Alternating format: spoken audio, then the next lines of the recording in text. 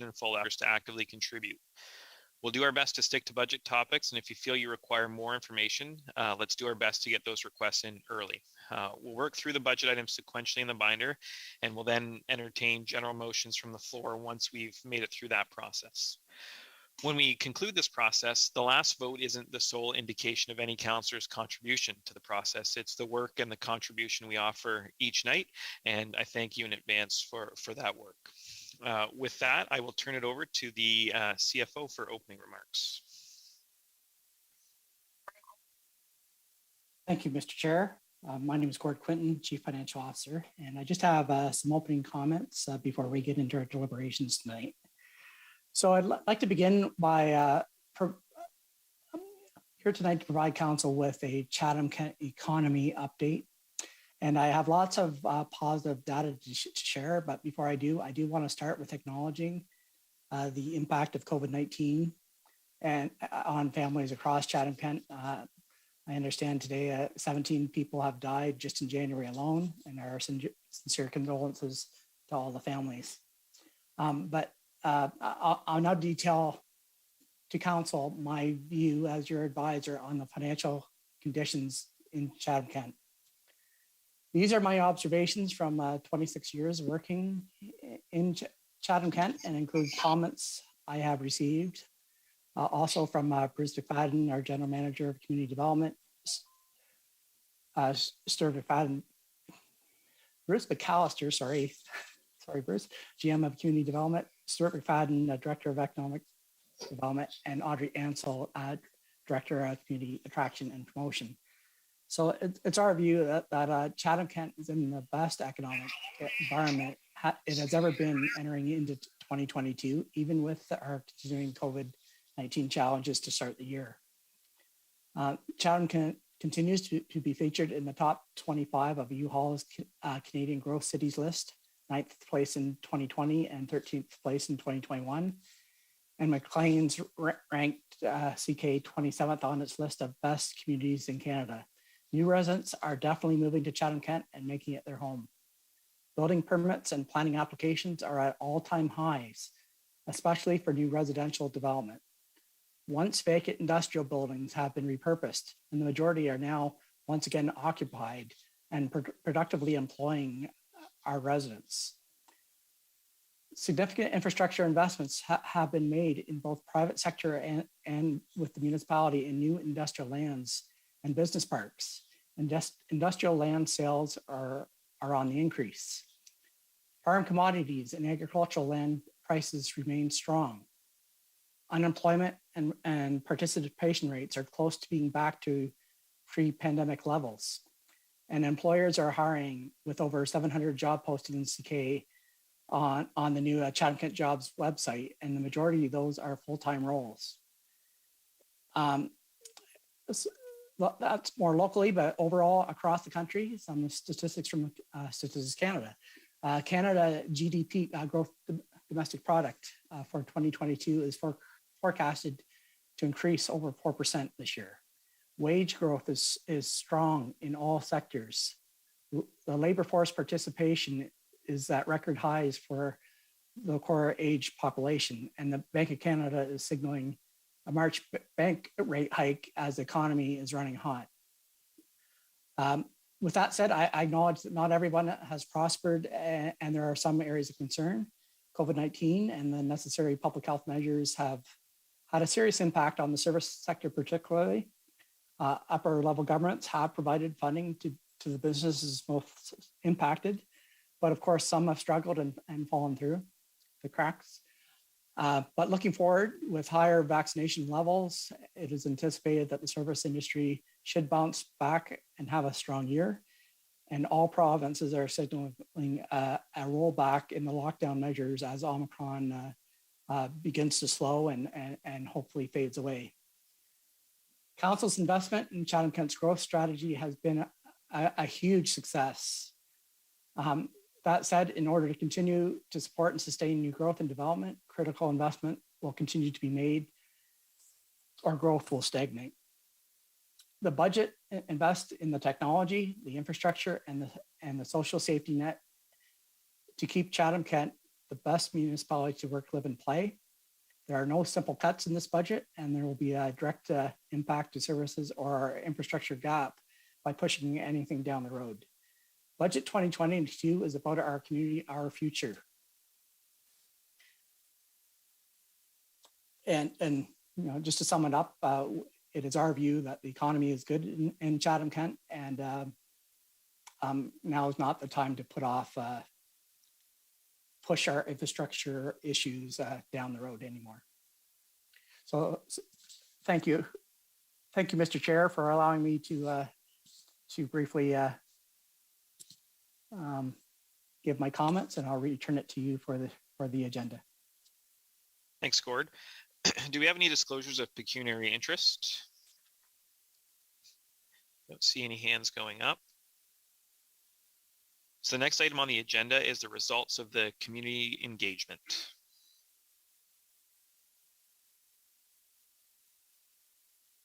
Thanks, Mr. Budget Chair.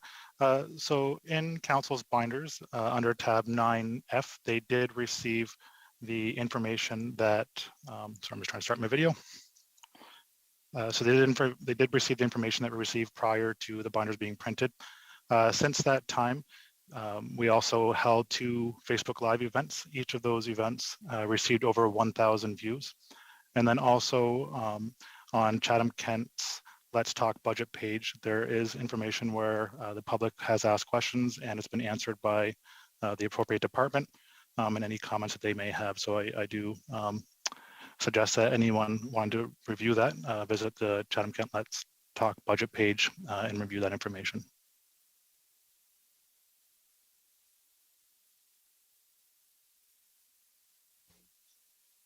Thanks, Steve. Next item on the agenda are our deputations.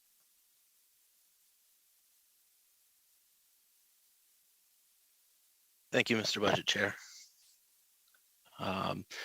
We have a few deputations today.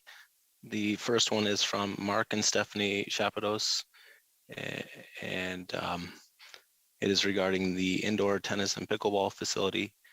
And it reads, we are recommending the creation of an indoor facility that will provide year-round tennis and pickleball for residents and visitors at Doug Allen Courts in Chatham. It is our intent to develop a cost-sharing agreement over the next 6 months that will include Tennis Canada, Rogers, Chatham-Kent Municipality, local school boards, St. Clair College, and private and corporate donors. This facility with further CK's 2035 goals of supporting a healthy and safe community. It is an attraction for new residents and can help increase tourism and have economic spin-offs. Over the past 4 years, we've been working closely with the municipality and Tennis Canada on trying to grow tennis in the community. In September 2021, we submitted an application to Tennis Canada to help provide year-round tennis for our community. We were notified in January 2022 that we have been successful in our application and we've been awarded $200,000 based upon being able to generate the remaining balance on building an indoor tennis facility. Canada is seeing a huge growth in tennis from all ages and genders. With the rise of young Canadian tennis players such as Layla, Bianca, Felix, and Dennis, more than ever, Canadians are watching tennis. In addition, pickleball is one of Canada's fastest growing sports, and the facility will be able to accommodate both sports. There are several benefits for tennis and pickleball, including a sport for life, improved cardiovascular health, affordable, safe, gender balanced safe sport, top 3 sports among new Canadians, fills a gap from loss from previous indoor courts. The cost breakdown is as follows. Upfront capital cost of approximately $1.2 million, life cycle costs approximately $60,000 over 20 years, operating costs to be potentially outsourced $70,000 to $250,000, including revenues. 60% occupancy equals the break-even point for operations. To date, we have $200,000 that has been committed from Tennis Canada / Rogers. Our request to municipality is for $200,000 in capital in 2022. With Tennis Canada, Rogers grant, we will be 1/3 of the way to our $1.2 million goal. Upon receiving this municipal commitment, our next steps will be to seek funding and develop a cost-sharing formula for both capital and operations with all stakeholders. It will be our plan to return to council in approximately 6 months with this plan. Thank you for your considerations. Signed, Mark and Stephanie Chapados. Next deputation is regarding support for residential withdrawal management program at the Chatham-Kent Health Alliance. At its regular meeting on January 19th, the Chatham-Kent Board of Health, the board, received an update from Dr. April Reedike regarding the establishment of a residential withdrawal management program, RWMP. At the Chatham-Kent Health Alliance, CKHA has applied for provincial operating funding to open a 10-bed RWMP at Chatham Hospital site. This program will operate 24 hours a day, 7 days a week, 365 days a year. Hospitals in Ontario do not receive funding for capital costs. These dollars must be raised locally through community support, including support from municipalities. Capital updates and renovations are required to CKHA to accommodate the residential withdrawal management program. CKHA has asked the municipality for one-time request of $500,000 to help cover a portion of the $1.2 million in capital costs. If successful in the application, CKHA will receive all operating costs from the Ministry of Health. Chatham-Kent is the only community of its size in southwestern Ontario without a RWMP. In order to increase the chance of success for individuals, substance withdrawals needs to be medically managed. Without an RWMP in our community, Chatham-Kent residents seeking assistance to safely go through substance withdrawal need to leave our home community to do this. So this creates significant barriers to treatment for an already vulnerable population. In the past, the board has voiced their support of programs and policies that work to help mitigate the addiction crisis. The board is supportive of the proposed RWMP and unanimously passed a motion to support funding the one-time capital ask through municipal reserves. Providing this one-time funding aligns with Council's term priority of community wellness through supporting an increase to addiction services.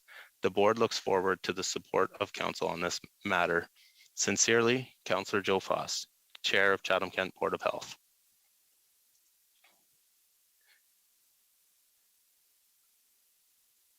Next deputation, to whom it may concern, please accept this letter on behalf of the Chatham Tennis Club in support of the current initiative to bring indoor tennis back to Chatham-Kent.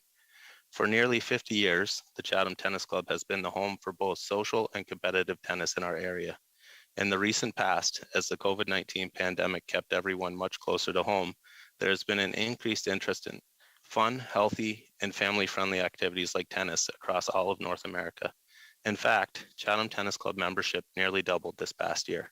Further, working within the confines of COVID rules protocols, Chatham Tennis Club has expanded both competitive and recreational programs, introducing Ontario Tennis Association sanctioned tournaments that have drawn competitors from across Ontario and into Quebec, and creating new recreational programs, including junior and senior leagues, as well as combined tennis and fitness programs.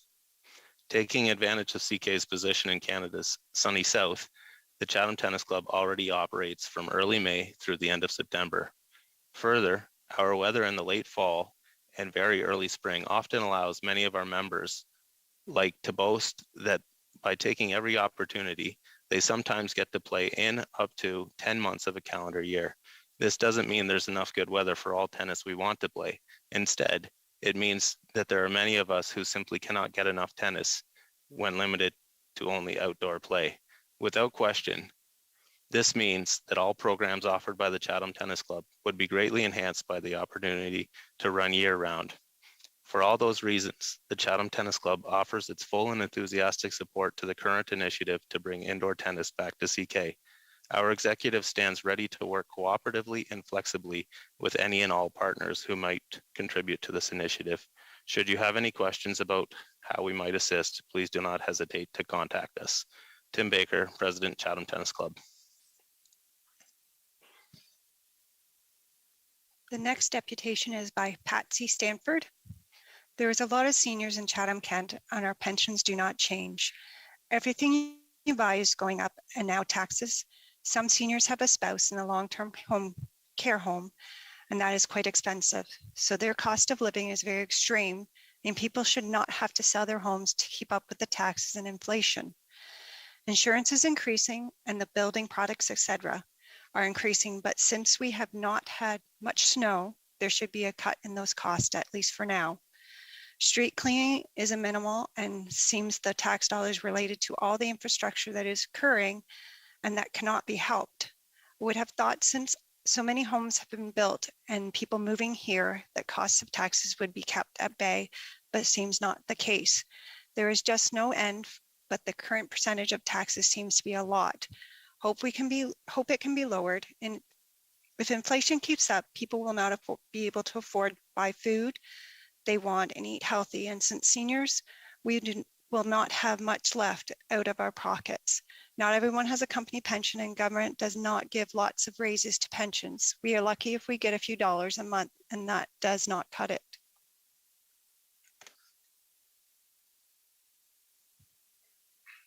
Next deputation is from the Lambton-Kent District School Board.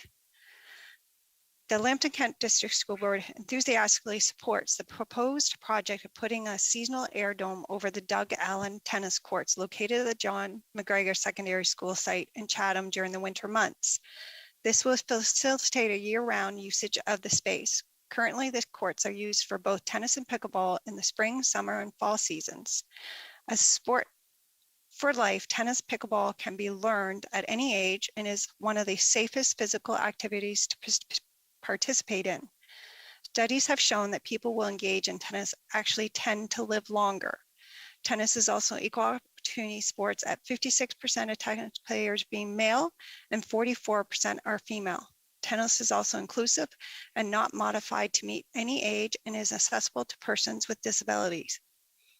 Air-supported structures have been used in communities for over 30 years and provide opportunities to use a space which would be left unattended for almost 6 months of the year. It is a great opportunity for community members from all corners of the municipality of Chatham-Kent to have year-round access to an indoor facility. An air support structure requires minimal construction and maintenance costs and can be taken down in the spring. The addition of year-round tennis will enhance access to quality programs for a broad range of participants from children to seniors. The Lambton-Kent District School Board is excited to support this project and believe it will assist in continuing efforts to encourage healthy, active lifestyles among the citizens of Chatham-Kent.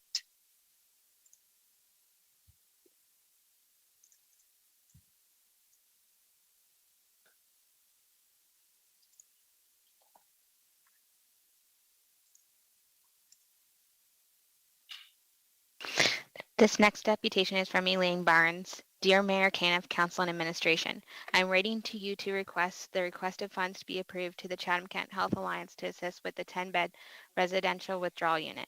Please, this is dear to our hearts. A very close family member has been dealing with a fentanyl addiction.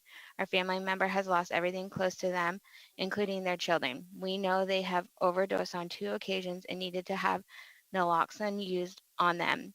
You fear the worst at all hours of the day and night. You hope that phone call never comes. At this point, we can only thank God for naloxone being available. This is not enough. We have tried to find local help, but drug addiction resources in Chatham-Kent are almost non-existent. You can call and talk to someone over the phone, but you know as well as I do that is not enough. The closest detox is Sarnia, if you're lucky enough to get in and have transportation to get there. With nowhere local to turn to, we brought our family member to the Sarnia location, but as being so far from family, we feel this played a large part in why it failed for them. Drugs in Chatham-Kent, as well as every other city, are available on just about every corner, but resources for our area are miles away. We are afraid of what will happen without a local withdrawal unit available. Please consider the financial request to the Chatham-Kent Health Alliance withdrawal unit. Please help save our family member. Thank you for your time. This next deputation is from John Arnold regarding pickleball courts. Chatham-Kent Council, I am writing in regard to the Seniors Pickleball Club in Wallaceburg. Our group plays pickleball approximately 3 times a week in their spring, summer, and fall. We are playing at the tennis courts in Wallaceburg when the weather is okay. There are many problems with the courts. The courts that are laid out for pickleball are in atrocious shape. There are numerous dead spots all over the courts. The ball hits these dead spots and does not bounce at all. Another problem is that the courts are fenced for tennis, not pickleball. The main difference is the size of the court. While a typical tennis court is 78 feet long and 36 feet wide for doubles, a regulation pickleball court is 44 feet long and 20 feet wide. We spend a lot of our time just running after balls. The nets are another problem. The net in a pickleball is 34 inches high, but in tennis is 36 inches high. A tennis net is also wider than a pickleball net. Where a tennis net is typically 42 feet wide, a pickleball net is only 21 feet and 9 inches wide. A tennis net has a longer supporting post than a pickleball net and has an additional second set of supporting posts used in single matches. One of the shots in the pickleball is to go around the net, which we cannot do because the nets are 42 feet wide. Our group would really like to see a facility dedicated to pickleball. Pickleball is one of the fastest growing sports in the world. Pickleball helps our seniors keep in shape. Physical activity is needed for all seniors. We have seniors ranging from 50 to 82 playing in Wallaceburg. Seniors in Canada definitely need exercise in the winter months, and there is currently no facility in Wallaceburg that is big enough for a regulation court. Anything that Chatham-Kent Council can do to help the Wallaceburg senior pickleballers have a better place to play pickleball in Wallaceburg would be appreciated. The next deputation is from Robin Myers. It's also regarding the Wallaceburg pickleball courts. I joined the Wallaceburg pickleball group in my retirement approximately 3 years ago. Our pickleball group utilizes the Wallaceburg courts 3 times a week. Most every play day, we have 2 courts filled with spare waiting to play. Although the majority of our groups are senior 16 up, we do have younger adults that join us. The main issue is the supporting structure under the court matting has deteriorated in areas throughout the 2 courts, causing uneven courts and dead spots, which interrupt most every game. As well, these pickleball courts are retrofitted tennis courts. The tennis nets are not regulation for pickleball, nor is the area surrounding the courts. I've noticed, along with others in the group, the court has continued to deteriorate further during the last season. Our group is concerned that with the court's continued deterioration, it will become impossible to play the sport of pickleball in Wallaceburg. With the recent announcement of the funding from the Ontario Trillium Foundation for new pickleball courts in Chatham-Kent, our group is hoping that your committee will take into consideration the great need for our pickleball courts in Wallaceburg and provide us with new and improved courts. The sport of pickleball has been beneficial for my health and for everyone who plays. I noticed in this last season the courts were being utilized not only by our group but by others of all ages in the community, even young families.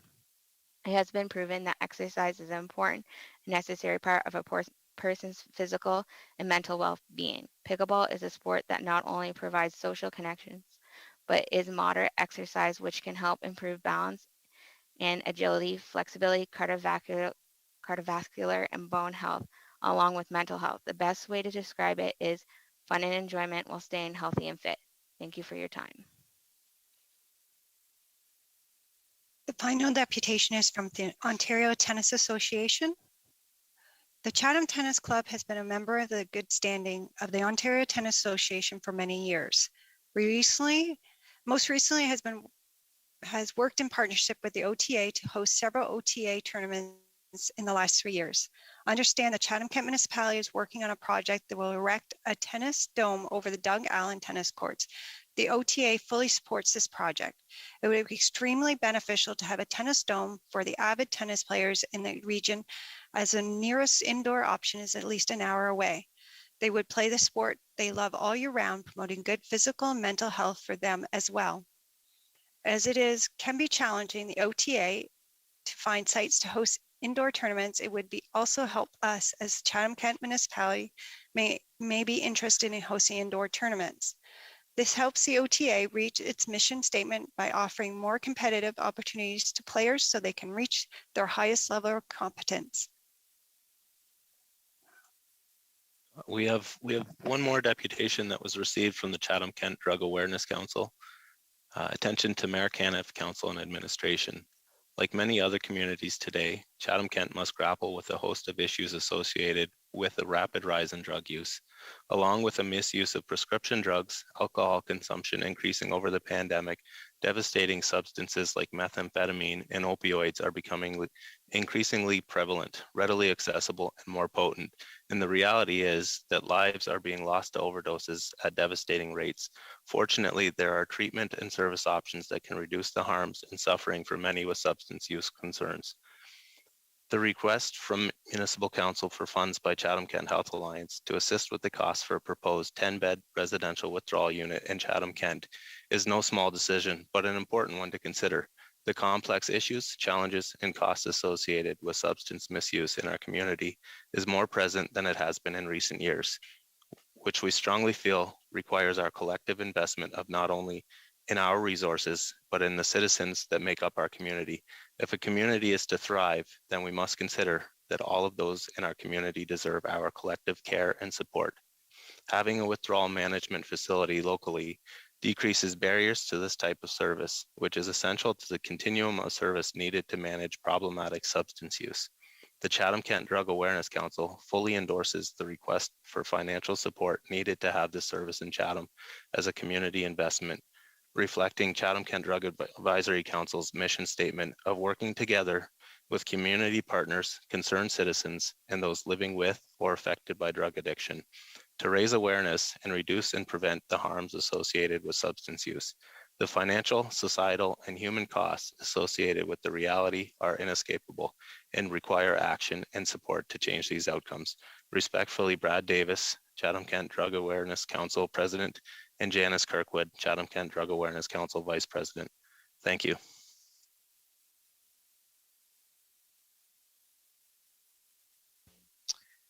Thank you. And we'll go back to Steve with some new information before we move on to the items in the binder.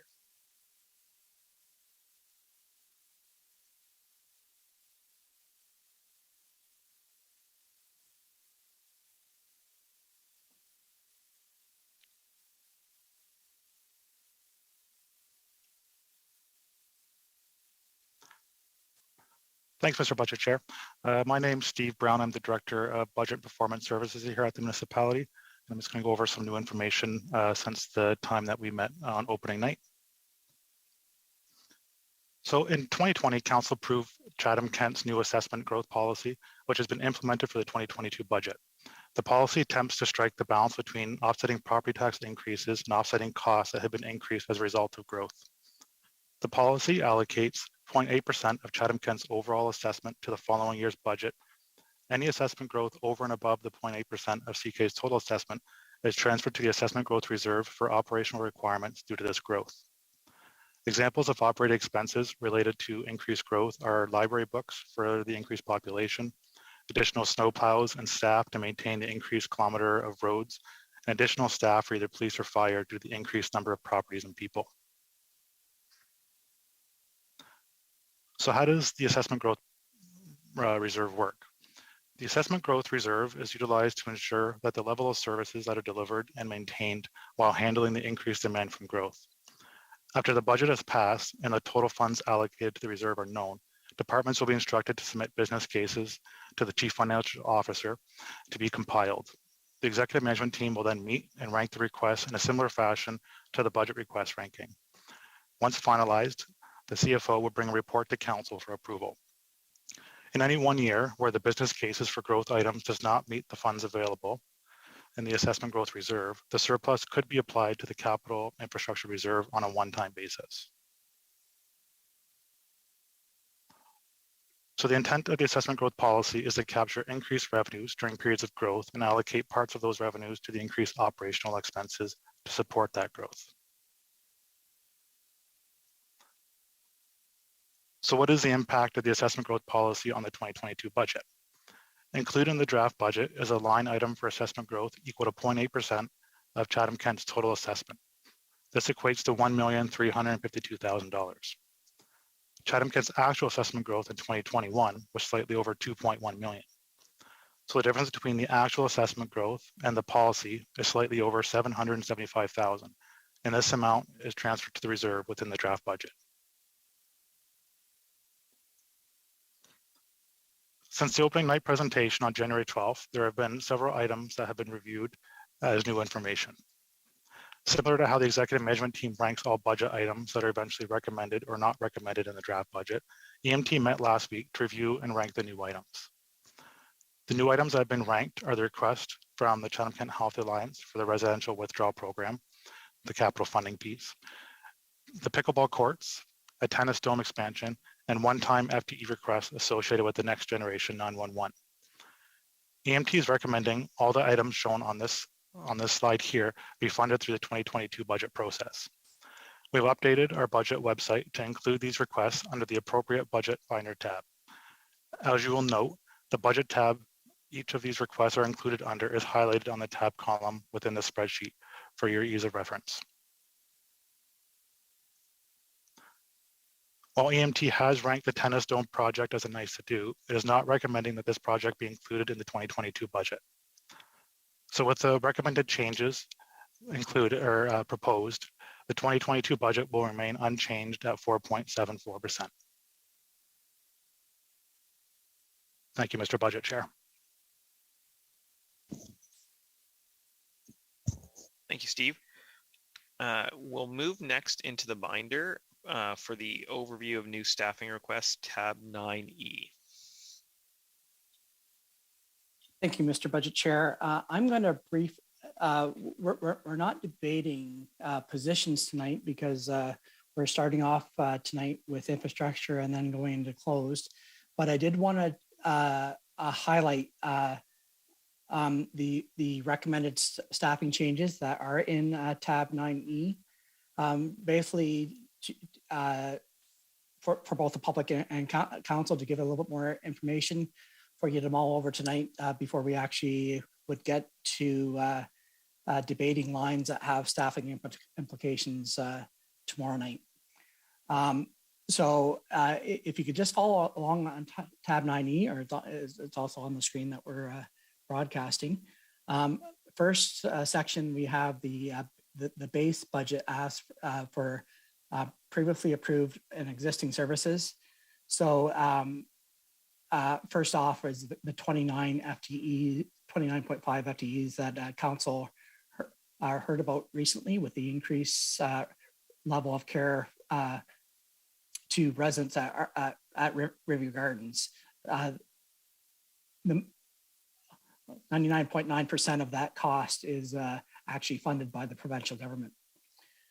We then have in public health, as we have a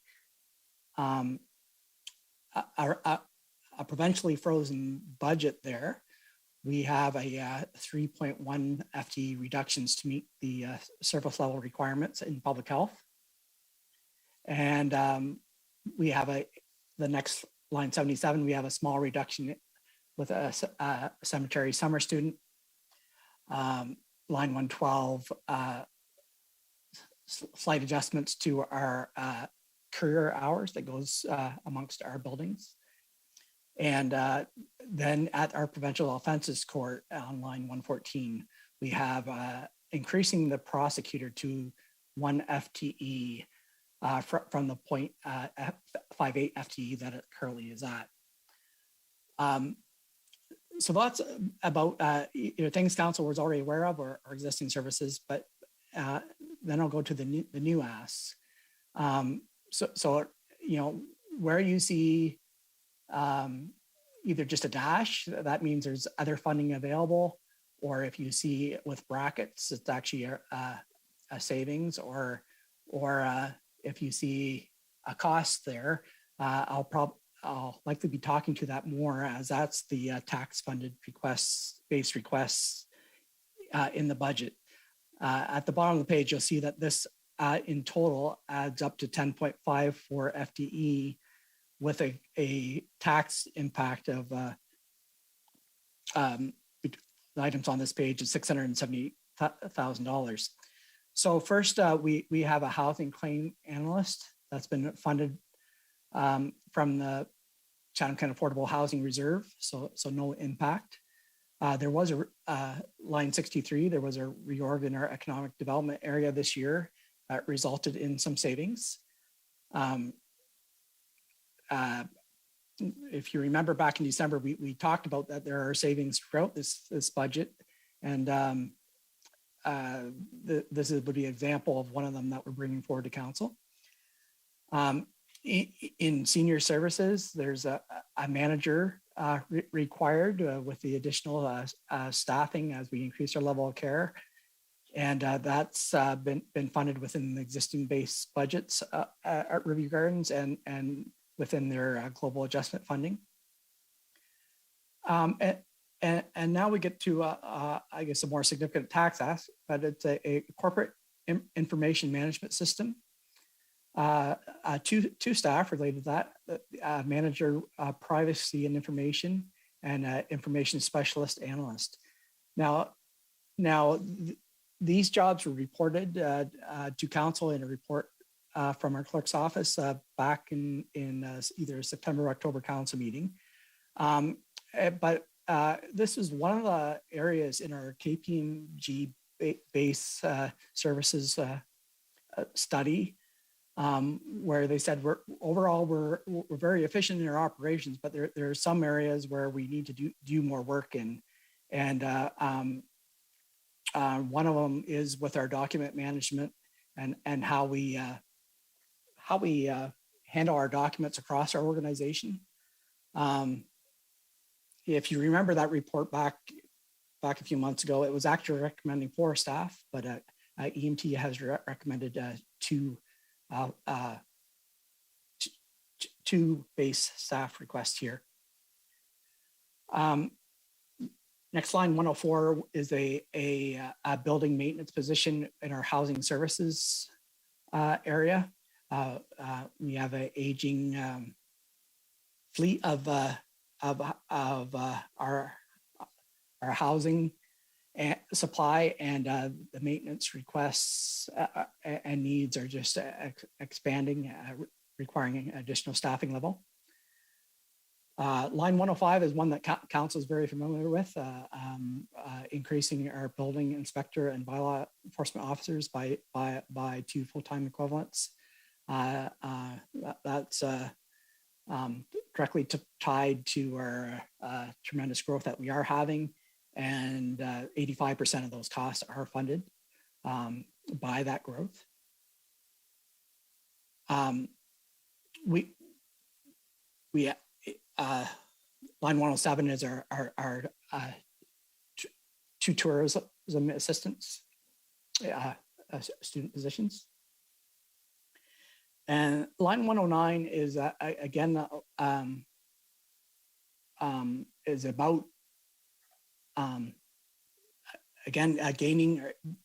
continuing to gain efficiencies across our organization. And one of our key areas is our integrated human resource information system. By this investment, it will allow for future efficiencies down the road. But there are some base requests that are needed in that. This is in total 1 FTE, but it's actually a combination of 3 different positions in the IT area to support the system. And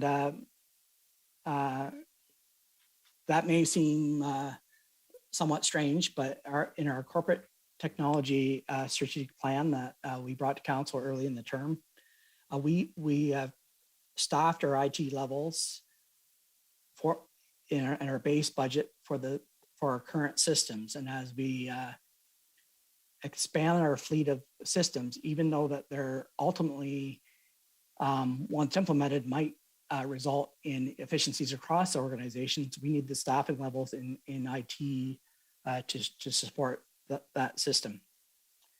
And lastly, line 135 is the 4 cadets that Chief Khan will be explaining in much more detail when the Police Services Board presents tomorrow. So that summarizes the base ask. The next 2 pages are the one-time asks. So I'll quickly go through this. As you can see, the entire column, these are all funded from life cycle reserves, regular reserves, or within operations somewhere that there is no tax impact of these. But I think it's just as important for the council and the public For me to briefly go over these, so there is our diversity, equity, and inclusion strategy. It was a 2-year project approved by council mid-year. So you're seeing that here. We have our local immigration partnership. The funding, it's not base funding from the Canadian government. So you'll see this as supplementary funding year after year as that program continues.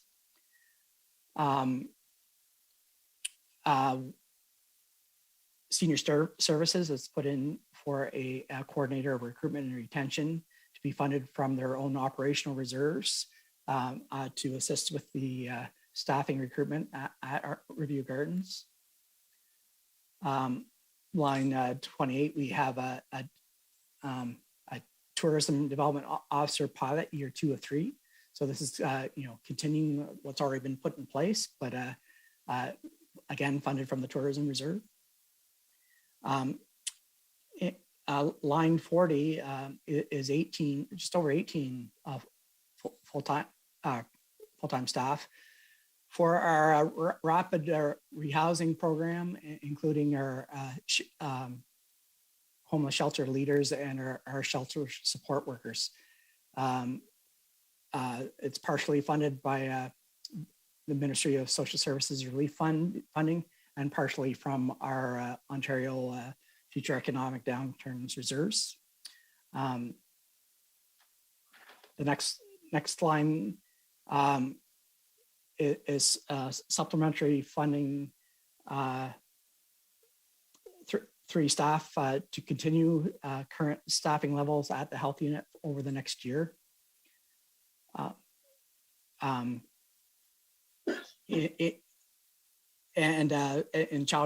recreational services, we have a summer team leader, and in housing services, we have a housing student there.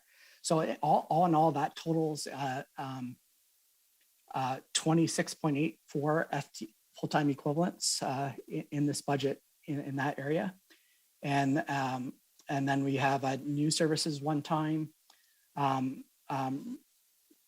The first 2 are in the IT area. We have our network infrastructure lifecycle projects. So again, like I mentioned earlier, we do not staff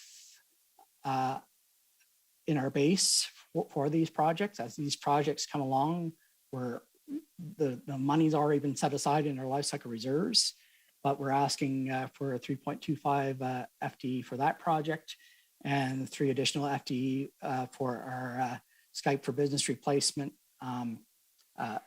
project. Very important projects. They're high on our priority list, and I hope council supports them. And then on our last page, just a few more lines here. This one, line 103, is our CityView infrastructure and application update. And if you're not aware, CityView is the software that we use for most of our permitting in plant, so building permits, planning, our licensing area, both dog tags and business licenses, and just as one of our key systems that we have. And as council and the public and administration are pushing for future online capabilities of being able to do more services online permitting, online payments, and the like, it's our system that needs to come first.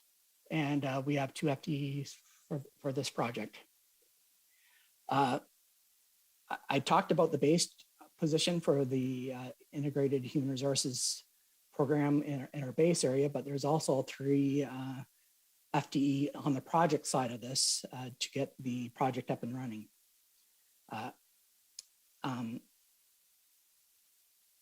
In our recreation facilities, at line 116, we have increased service levels due to increased use of parks, open spaces, and trails.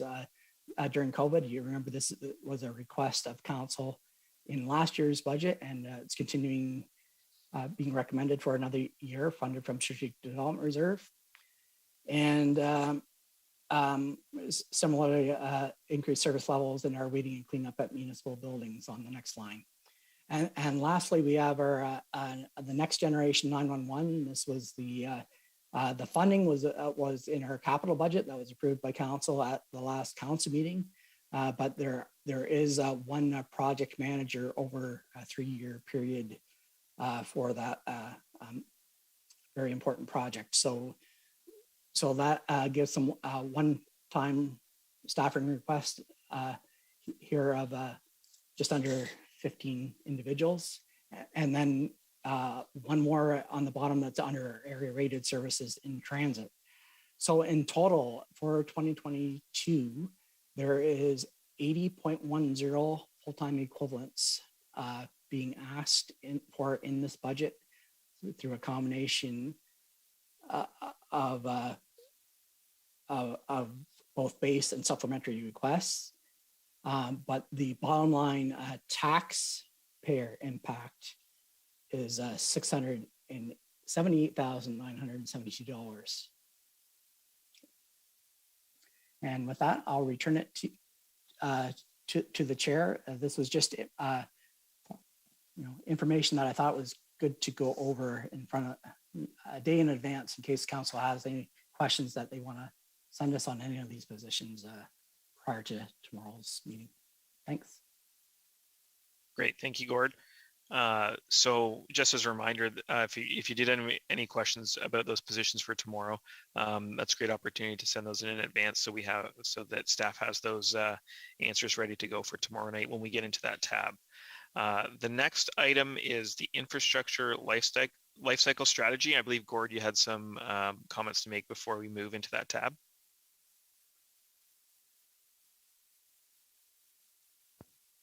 Oh, you're muted, Gord. Apologize for that. Has to happen every meeting. If council could move to that tab, I actually would like to speak to very briefly on line 1 of that tab, which is the Ontario Community Infrastructure Funding. And Steve, if you could just put up a slide that I prepared on that issue. It is, here we go. It is great news from the province. Again, this is tab 3 infrastructure. Line 1, you'll see that we had increased funding of $4,633,282, which rounded us up to receiving $10 million from this fund for 2022. So very much appreciated. This has had a tremendous positive impact on our budget.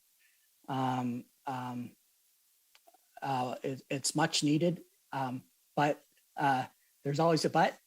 And I want to explain what our neighbors around us are receiving. So Essex County, and this does not include the City of Windsor. City of Windsor is not eligible for this grant. This is more of a rural area grant. So they get other, don't think that are hard run by, they get other specific grants, but under different programs that we're not eligible for. But under the OCIF fund, Essex municipalities received 18.5 million. And if I can add, they also were not downloaded Highway 3 from Leamington to Windsor there.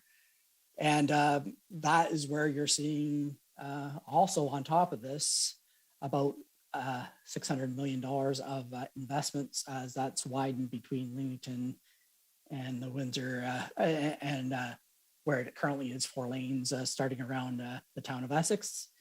Like I said, approximately 600 million being spent there over the next 5 to 10 years on that expansion at the expense of the province, not the local municipalities in Essex County. So I guess you could say that one rubs me the worst. Elgin, this does include the city of St. Thomas, gets a total of 11,156 thousand, and Lambton municipalities, including Sarnia, get 15,779,000. Middlesex municipalities, this includes Strathroy, 8.338 million.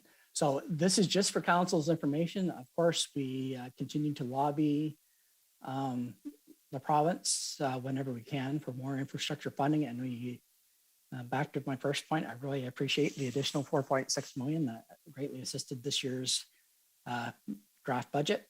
But for your information, turn it back to you, Mr. Chair. It's a nice way to deliver some good news, bad news. So we'll move right into this infrastructure and lifecycle strategy tab.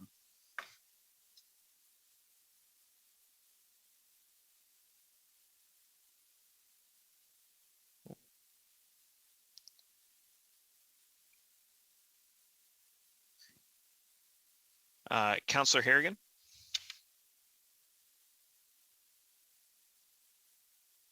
You're muted, Councillor Harrigan. Thanks. Wouldn't be a Zoom meeting if I wasn't, right? I have a motion to put forward on item number 3, and I had previously shared it with staff so they're able to bring it forward. I'd like to move that item number 3 from tab 3 in the amount of 550,000 for underground infrastructure life cycle be removed from the budget process, and that item number 4 from tab 3 allocate $550,000 of the $1,690,000 to the storm sewer life cycle category in 2022. And if somebody could second, I can just briefly explain what I'm hoping to do with this motion.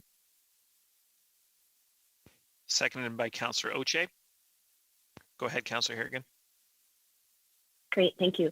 So as many councillors remember, budget time is always the time that I step on the storm sewer soapbox and really promote the need to invest further in the asset category that we have that is the least funded. That being said, this is a really difficult budget year, and when we look at the amount of net new funding that's come from the province and the increase that we have to our life cycle plan, I think that we can make compromises here.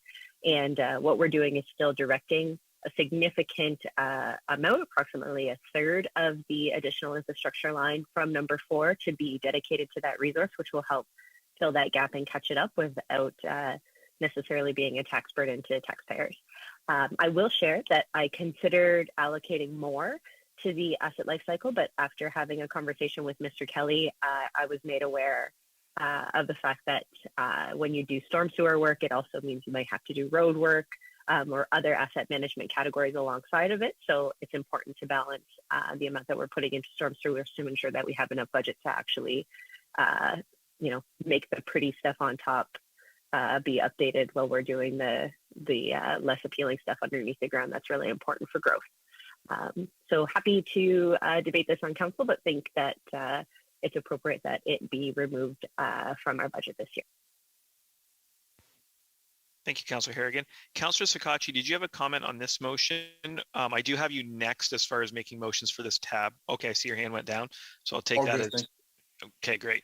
So then we have Councillor Thompson. Thank you, Budget Chair. I'm just curious where that leads us for next year. What the intent is of the motion. Do we reconsider the 550 again next year? And what would the implications be? I think I could speak to that based on assumption, but then maybe Gord can step in. The original motion identified including 550,000 for 4 years. So this would kind of be year 4 of 4. So I believe next year it would not be found on the tab unless somebody decided to bring it forward into budget. That is our understanding as well, that this was a motion to come back every year of this council. So next council can make its own decisions. Okay, I still got to think about that for a minute, because the way I understood it, it was every year we were adding an additional 550 plus the year before, were we not? You're right, it's 550 to base. So over the 4 years, it would have been 550, then 1.1, 1.65. Right, and now we're taking the 550 this year. Where does the 550 come from next year? Thank you, Mr. Chair. So what council has done to date is in 2019, they passed the 550,000. So we have 550 in the base. In 2020, the council reduced that to 300,000. So we have 850 in the base.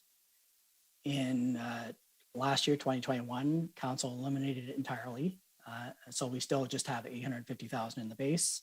And with this motion, we would eliminate it again. And so basically for this term of council, the total extra added for storm sewer above our 1% requirements for our asset management plan will be 850,000. Okay, I think that answers it. Thank you. Mr. Kelly, did you have a comment to add as well? Yes, thank you, Budget Chair. Steve, I wondered if you could bring up the slide we looked at today, slide 48, I believe it was.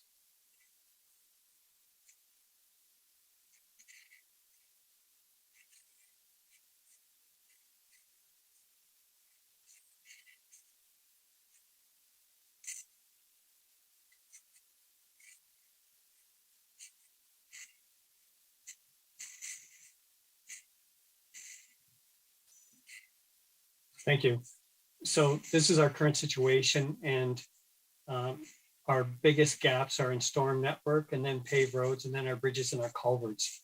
So every time council provides the municipality with funding for infrastructure, we actually go through a very extensive study.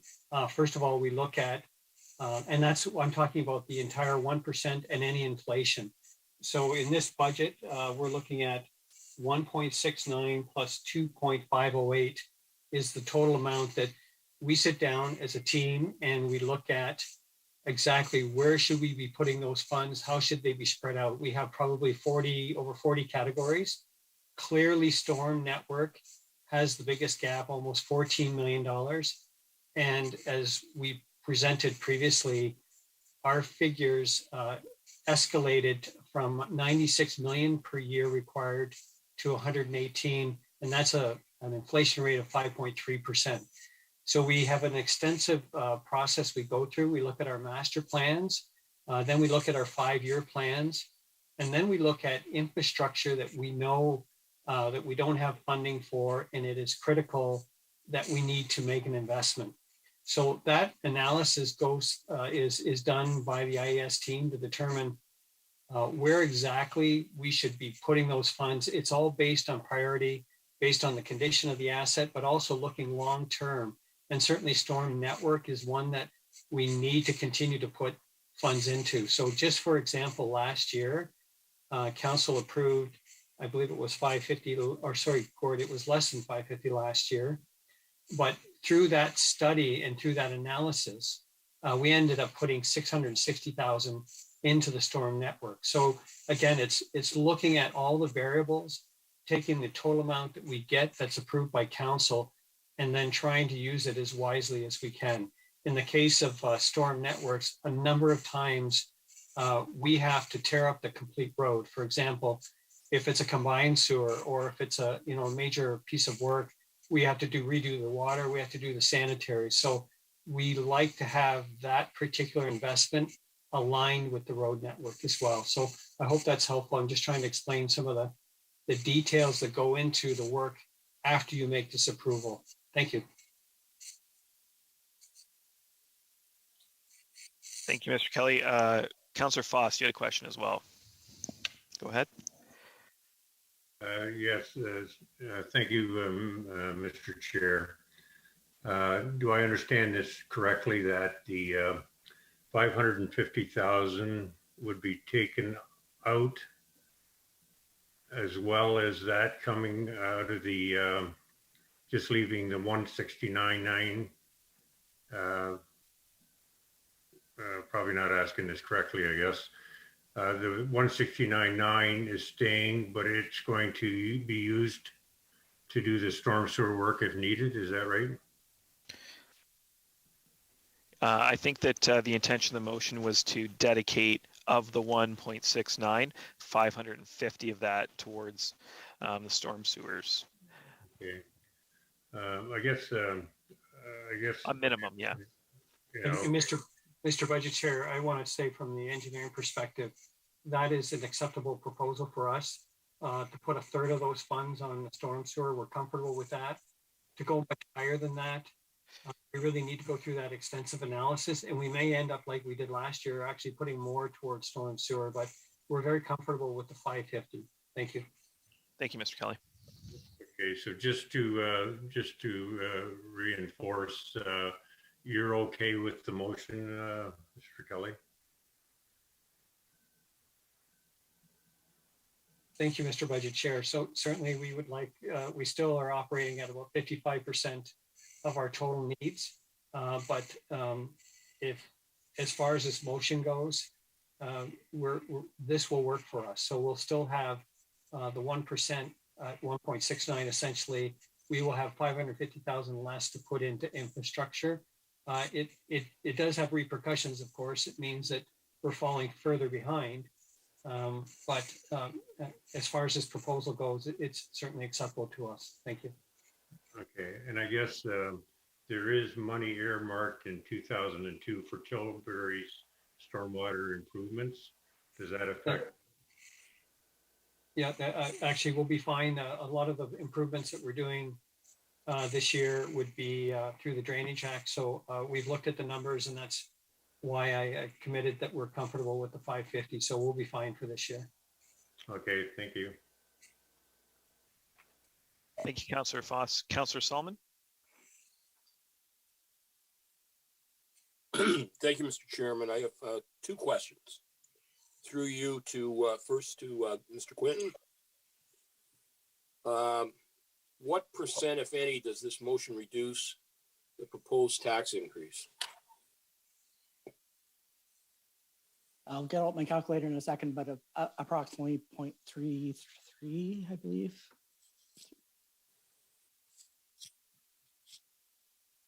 Okay, I'll go on to the other. Go ahead.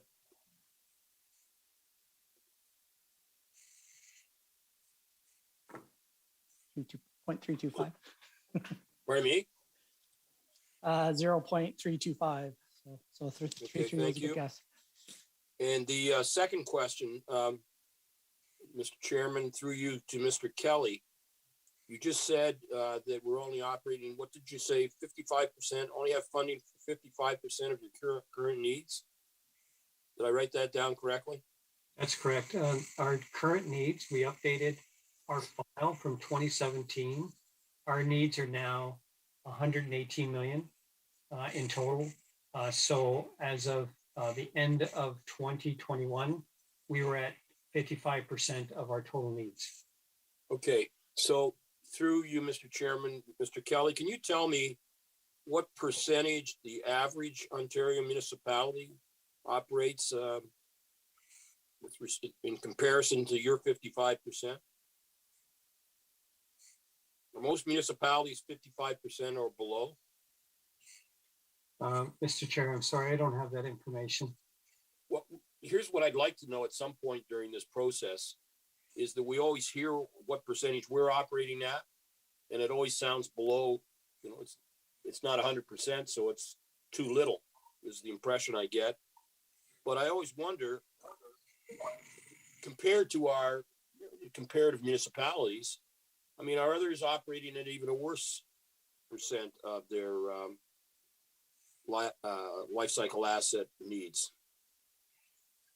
And so maybe somebody somewhere along the line, I'm going to make a note to myself, and hopefully somebody can get that answer, because standing alone, 55% doesn't mean much to me. It only means to me that it's lower than 100 by 45%. When I don't know, I can't compare it or get any reality from it unless I know how the rest of Ontario is doing. Or at least our comparative municipalities that we always see in the BMA report. Anyway, I'll leave that with you. I know you can't do it off the top of your head, but at some point in time, I'd like to know that to understand whether we're doing better than most or worse than most. Thank you. Thank you, Councillor Solomon. I do think a couple of years ago, AMO had a statistic out on the Ontario-wide municipal infrastructure deficit. So I think there's, might not be updated, but there is a number out there we can look at that represents all of Ontario. I also saw, Councillor McGrail, did you have your hand up? I saw it come up and go down. I did, but it wasn't on this particular item. Okay, no problem. Okay, any other questions on this item? Seeing none, I'll call the vote.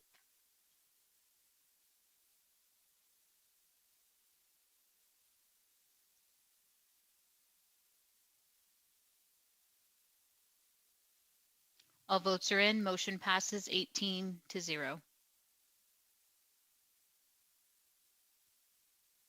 Councillor Sakachi, I had you next. Thank you, Mr. Budget Chair. I'd like to, through you, Mr. Chair, I'd like to make the motion that item number 5 from tab 3 in the amount of $676,000 for asset management life cycle in lieu of divestments be removed from the budget process. Do you have a seconder for the motion? Councillor Pinsino with 2 hands. Okay, comments and questions on this motion. Councillor Sakachi, I'll let you go first. Yeah, it's pretty self-explanatory. I think that, you know, I know it's kind of contradicting the motion, but we haven't really shown the appetite to do the divestment. And I know that Councillor Latimer has put a motion forward to look at other ways to look at these things. I think as a council, we need to have a, you know, a different and collective approach to address this this concern, and you know, whether that be divestments or other matters. But I think given the context of this challenging budget, I think that this one here, this isn't necessary for this particular year, and I'll just leave it at that, and let for, you know, the rest of council debate it. Thank you. Thank you, Councillor Sakachi. Councillor Pinsino.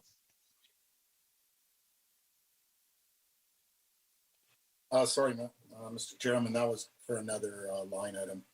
Okay, no problem. We'll get back to you on that. Any other comments on this motion? I don't see any other hands up.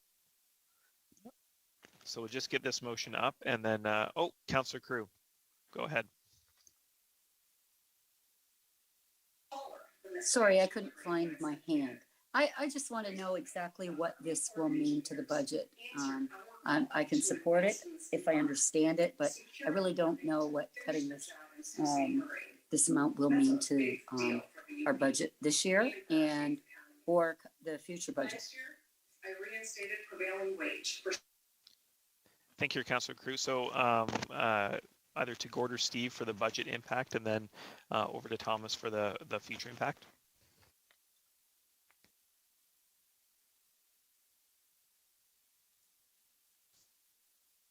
Thanks, Mr. Budget Chair. So the impact of cutting this $676,000 would be a reduction of 0.4% off of the budget increase. Thank you. And I believe the second half of Councillor Crew's question regarding future impact would go to Mr. Kelly. Thank you, Mr. Budget Chair. So the impact continues to be that we have more assets than we can afford. We're within the municipality, we have over 5 billion in assets, and the studies show that we need 118 million every year to maintain those. So every time we cut from this fund, we are going to, it'll force my team to look at, I give the example with roads, and somewhat answering Councillor Solomon's question. We get more complaints on roads than and probably any other asset that we have. And we should be resurfacing 10 roads, and we can only do 5.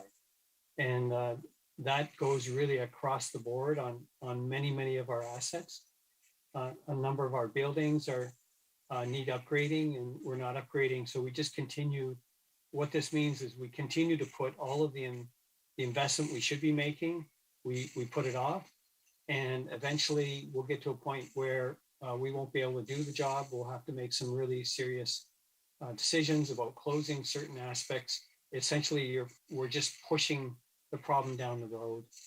That's what it means. And I understand that's a council decision, but that's the issue we have. We'll probably, every time we shortcut and shortchange the infrastructure and make those cuts, it means that all of our assets are going to be to the mediocre state. We will not be investing like we should.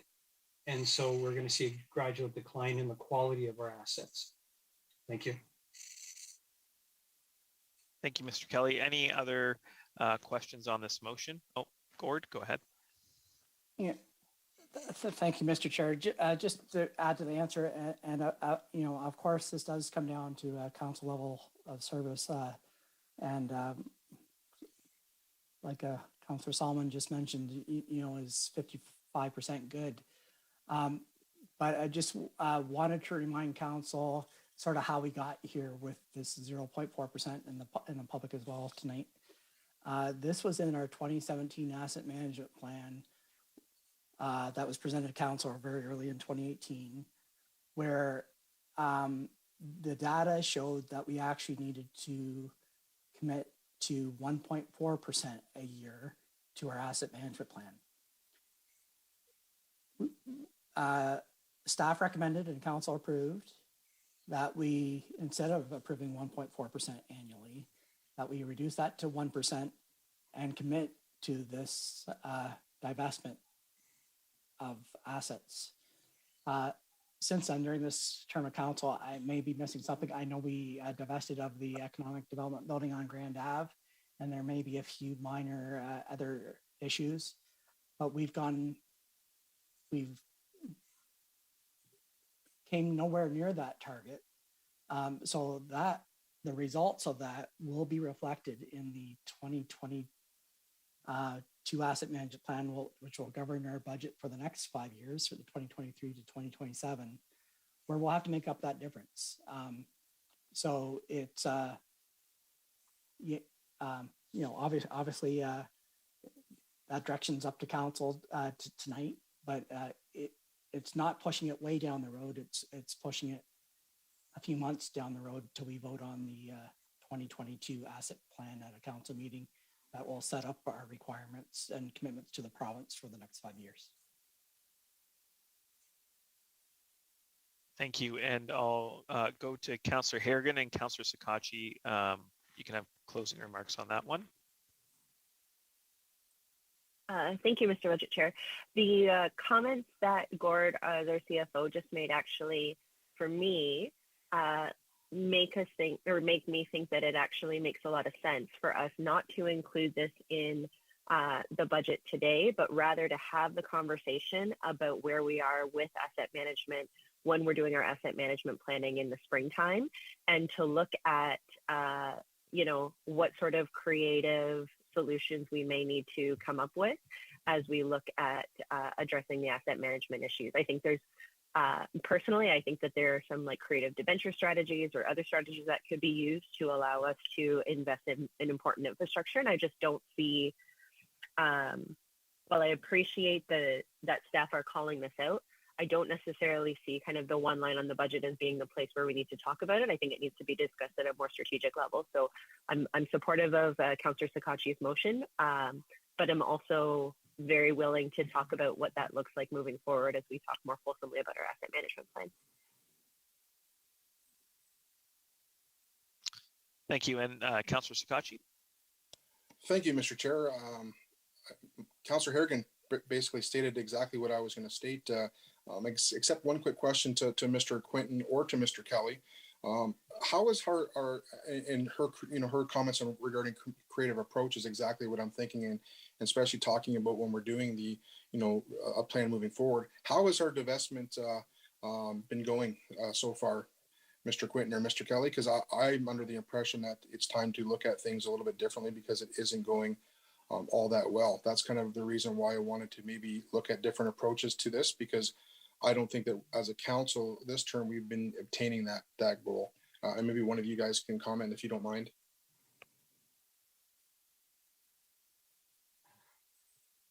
Mr. Kelly, please go ahead. Well, thank you, Mr. Budget Chair. So Gord mentioned, and I believe our here, since we presented the AMP plan, that we have divested one asset only, and that was on Grand Ave, the ECDEB building. Now, when we did that, we also put that group in a separate building, but the rent is very inexpensive. So it was a good business case for us. We've come forward with other proposals which have just never crossed the finish line. And those opportunities existed, and they still exist, but I certainly appreciate it's a really, really difficult decision for council, and it's a very emotional decision at times too. So we have opportunities within the municipality, but there is going to be some change in service level. There's going to be some inconvenience by residents as well. So that's the trade-off. And so far, what we presented has, just hasn't worked and hasn't met that criteria. Thank you. Thank you, Mr. Kelly. And I think that I'll just leave, my comments there. I do think that we need to look at, like I said, and like Councillor Harrigan said, a creative approach to address this. I just feel that targeting a specific amount when we haven't had the appetite, I think it's time to maybe, reapproach the issues. And, I know that, some people talk about the percentages of this budget. It might not be, a large impact on the average household, but, 0.4% on this year is a large impact on the average household. And I'm hoping that council does support it. I know it's a very difficult decision. I know it's going to create some more difficult conversations in the future. And I know Councillor Latimer has brought some interesting points in regards to a motion to try to address some of these things. And I think that those are the ways we're going to have to do it moving forward, and hoping to get council support. Thank you. Don, did you have a comment? Thank you, Budget Chair. One thing we haven't talked about is with the asset management plan, we have basically filed with the provincial government a plan that we're committed to carrying out. Failure to do that means that we will no longer be eligible for some of the grant programs that the provincial government provides. So while council may wish to do some reductions this year because of the high budget number, completely understandable, but understanding that somewhere we have to find a way to meet our commitments to the provincial government. And I don't think that we have to drive towards being 100% funded. I'd hate to get to that point and find out that the province is going to penalize us because we've saved the money that others haven't. But at the end of the day, we do have an obligation to work towards the budget commitments that we've made on the asset management plan. So I'll leave it there for today. I understand why council wants to move in this direction, but we need to be also looking at making sure that however we change the budget, whether it's divesting assets or continuing to make the investments at budget time, we do have to make sure that we're meeting that commitment, or we'll risk losing literally millions of dollars from the provincial government. Thank you. Sorry, Mr. Chair, one last comment. So Gord, can you just make sure, stipulate for sure that that's not going to challenge our provincial, any kind of provincial grants that we may not get if we make that motion? Because I want to make sure that that's the case. I did talk to staff earlier, and that wasn't indicated. So that is something that's obviously extremely important. So if that number is not attainable, then I could make a motion to reduce that 676 and half if that's going to cause any kind of issues in regards to potential grants.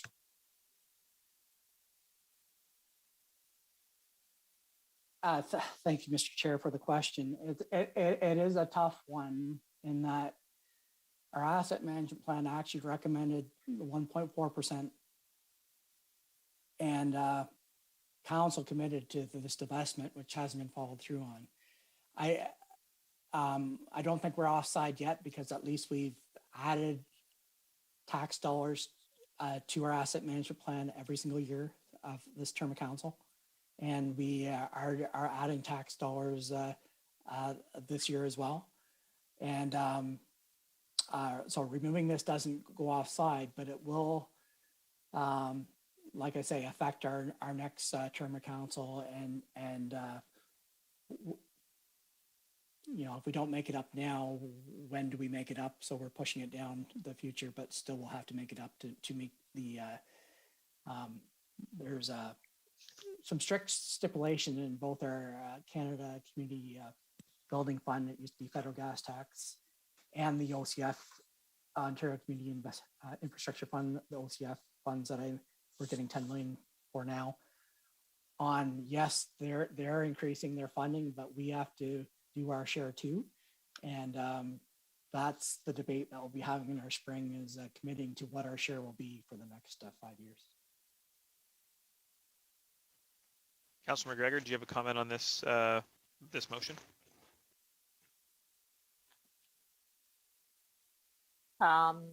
Yes, it is. Yeah, go ahead. Just out of curiosity, and if we have this conversation when we get to our asset management plan going down the road,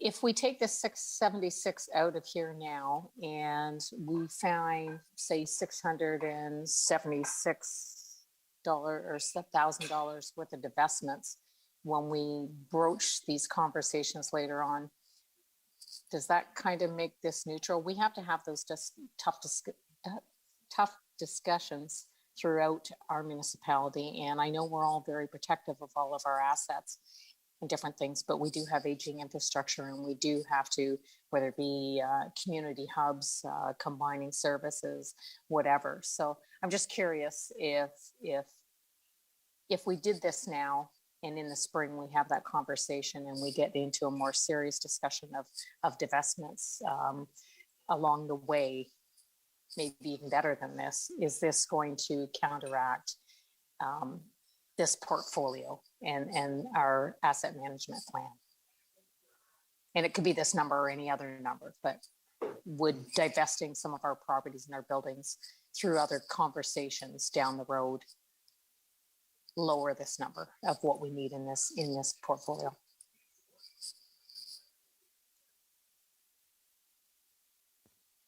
Thanks, Councilor McGregor. Gord, would you like to take that one? Sure. So of course, like, we are underfunded. This continues to, this was an attempt that as the investments aren't happening, that well, let's not fall further behind this year. If nothing's going to be divested, let's put this in the budget so that we're not falling further behind. So with this motion passing tonight, yes, we are falling behind. If other decisions were made in the remainder of this council's term to divest something, well, that would, it takes time to divest an asset, and we'll bring that forward into the 2023 budget process and the future asset planning. As once an asset's removed, we don't have to fund a life cycle for it anymore. So basically, by removing this, it's fine. I understand the position of council of an over 4% tax increase, and that this gets us a 0.4 reduction. But the costs are still there. The cost of maintaining the assets are still there. In fact, inflation really eroded our purchasing power this year, and we'll be talking about that much more when we bring the detailed report to council from Mr. Kelly in the spring. Thanks, Gord. Thomas, did you have a comment on that question from Councilor McGregor? Yes, thank you. I just wanted to make council aware that this is not removing $606,000. It's removing that amount every single year going forward as well. So just to give you some figures, a $3 million bridge with 75-year life, all of our assets, this is the thing with all of our assets, they have different lives. And a $3 million bridge, 75 years, that's about a $70,000 per year amount that we put away in this account. So that's only represents, if we removed one $3 million bridge, that would only remove 10% or only accomplish 10% of that figure. When we talk about roads, it's not quite as good. If you have a $3 million road, they typically last 10 to 15 years. Now you're at $200,000 annually per year, but that's the magnitude of the cuts that we have to make up that. And it's every single year. So if we're able to find 676,000 this year, we have to find that again next year and every single year thereafter, in addition to another 0.4% as well. Thank you. Councilor McGregor, did you have a follow-up question? I did. So using an asset that, say, like a bridge that is going to continue to be there, I understand that has to continue to go on. But if we, and I guess this is what I'm asking, if we eliminated a permanent asset, say a building, 667,000, that's not too unrealistic in our market prices today. We totally remove that from our portfolio, then we don't have that need to carry that 676 forward. Am I thinking this correctly? We don't have to carry it forward because it would no longer be a part of our assets, and we wouldn't have to manage that going forward. So that would reduce our need in the management in the management plan or the life cycle for our divestment or our assets. And I'm not saying this right. I know, and I'm not certainly tax specialist or even good. I struggle with budget every single year, but I need to understand this before I make this decision on how I vote. So, and I know those tough conversations are coming, and I'm happy to be a part of those conversations because I know we need to have them. We all have them in our life all the way around, and we need to have that in this municipality. So what I'm saying is if we eliminate that amount of an asset, then that does not need to carry forward in our asset management plan and in that life cycle. And that's yes or no is a good answer. Thank you. So I'm happy to answer if you like, or sorry, Don. Go ahead. My point would be, if we could find a building that we could sell this year for $676,000, we made the commitment. We've done it for this year. Next year, though, we have to find another building for $776,000, plus another one on top of that, because the issue is it's in our base. So we're looking at 0.4% this year, 0.4% next year. So every year it accumulates. So it's 676 this year. It'll be 1.3 million next year. Those are the time, that's the danger of eliminating it from the base. You don't get the accumulation effects. Thank you.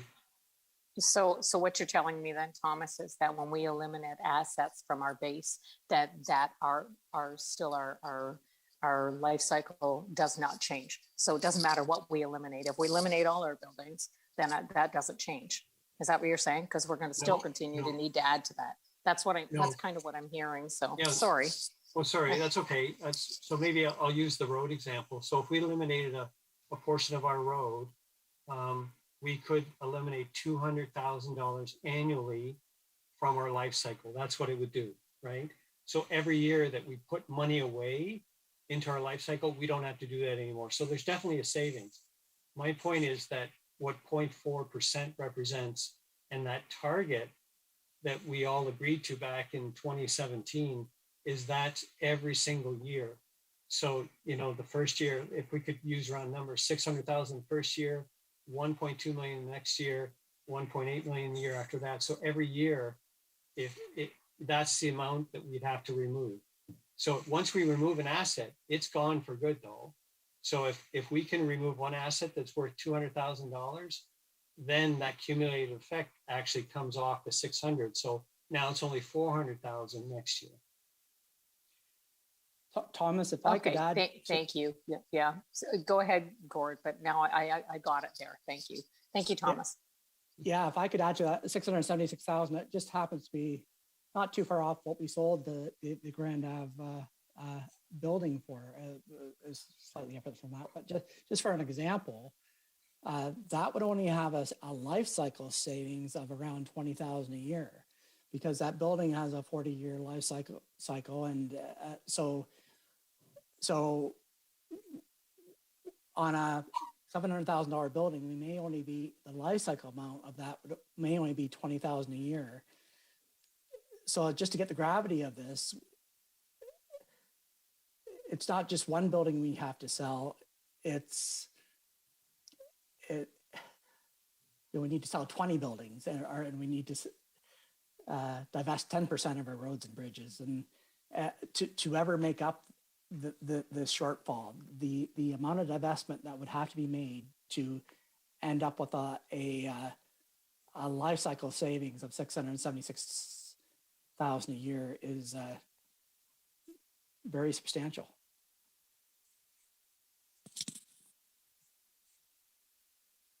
Thank you, Gord. Is it fair to say that when an asset is eliminated, there's two numbers to think about? So there's the amount that it's divested, which is a one-time cash amount that's applied somewhere, and then an associated life cycle amount that would take away from that what's currently $110 million life cycle requirement. So is it easier to think of those as two separate numbers? That's correct. You could take the one-time sale money and put it in reserve for a one-time use, but the ongoing life cycle part of it, where we're putting a little bit away every year over the life of the asset, would only be a very small percentage of that. You know, if it's a road that lasts 15 years, it'd be 1/15 of that value. Another way to think of it is our terms of use and budget, and that's base and supplemental, right? So selling the building for 676,000, that's a one-time sup ask. But as Gordon said, on the base side of it, on the life cycle side, it's really only worth 20,000. So it might be helpful to think of it in two terms. Thank you. Councillor Solomon, followed by Councillor Kirkwood-White with questions related to this motion. Well, thank you, Mr. Chairman. I was about to bring up the very point that we just discussed, only from a different perspective. I totally agree that you may still have that if we're using this $676,000 building. It's entirely different with roads, but if you got the building, not only have you reduced the maintenance that has to go on for that asset by removing the asset from your inventory of assets, but you've also, depending on what you do with the $676,000 that you received on the proceeds of sale of the building, I mean, you're also getting that back that you can apply to the life cycle management plan. So I understand that selling an asset isn't going to be the solution to all problems, but you're getting rid of the maintenance problem that you have, and you're also getting some cash for the asset. So am I missing something there? It's not a silver bullet to be selling off the assets. I get that, but I don't think we can neglect the fact that there's cash coming in too, and maintenance being reduced. I'll lower my hand. Correct. You'd be reducing the life cycle cost, the maintenance cost, and you have the one-time amount in your bank account to for what other one-time purposes, and whether that's fixing one bridge or what, where that would go is a decision of council when we divest an asset. Thank you, Gord. Councillor Kirkwood-White. Thank you, Mr. Budget Chair. This may be an unconventional amendment to the motion, but would it be appropriate? And I'm thinking I would be happy to support this motion if there was a condition placed on it that we make an effort and commit to divesting at least that amount off of our asset listing. Is that an appropriate amendment to make to this motion? My suggestion would be, knowing that we're coming up to the asset management plan report in the spring, that commitments around divestment or year-over-year spend would best be made by council. I don't know if budget committee can make a sort of binding a binding requirement to council in that decision making, but certainly when we make that asset management plan decision, that would be, I think, as council, the appropriate time to make that commitment.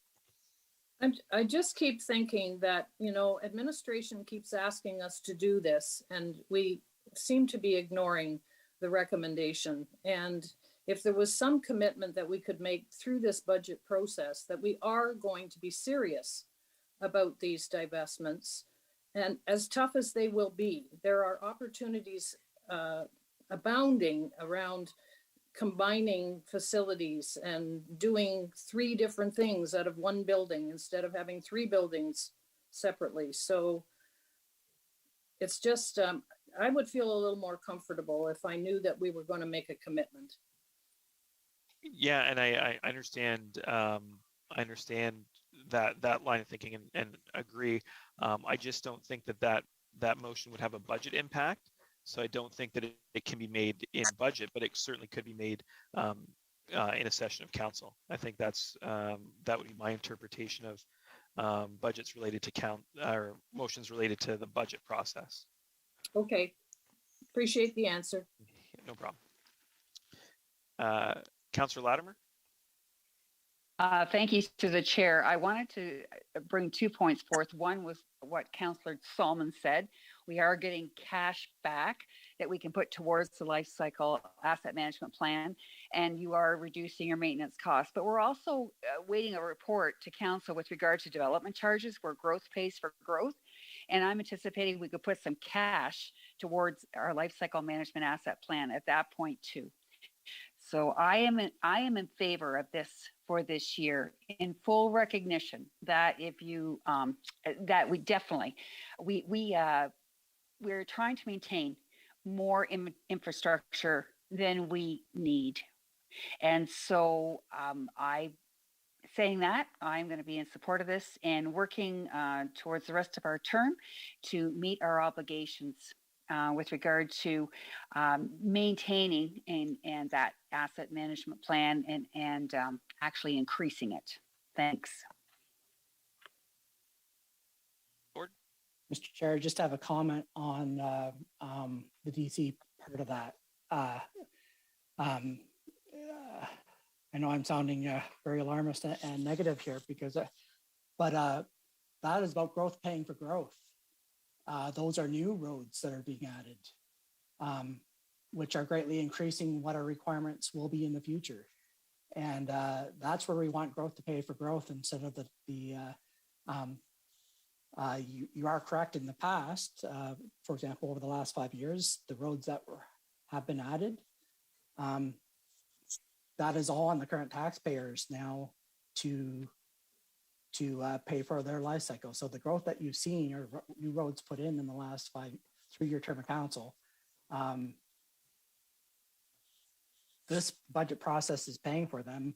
The development charges that we hope to receive in the future will help with the new added to the fleet roads that come down the line in the future as growth pays for growth.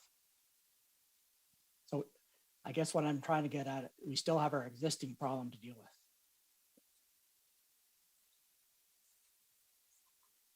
Scored. Any other questions or comments related to this motion? Seeing none, I will call the vote.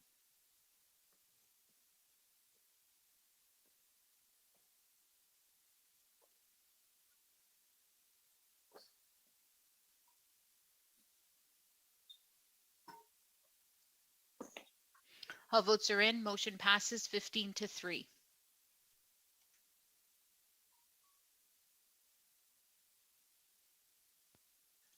I have Councillor Pinsonneau still for a motion related to infrastructure, followed by Councillor Solomon. Councillor Pinsonneau, did you still have a motion? Yes, thank you, Mr. Chairman.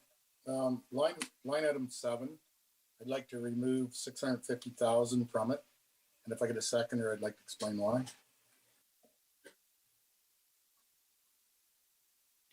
Councillor Solomon, is your hand up? Oh, never mind. Councillor Oche, are you seconding this motion? Yes, I am. Okay, thank you. Seconded by Councillor Oche. Go ahead, Councillor Pinsonneau. Thank you, Mr. Chairman. This is a tough year, as everybody's already said. We're not going to get to any shoreline work anytime soon as it is. The way inflation's climbing, it's a moving scale that we're just a hamster on a wheel, not catching up.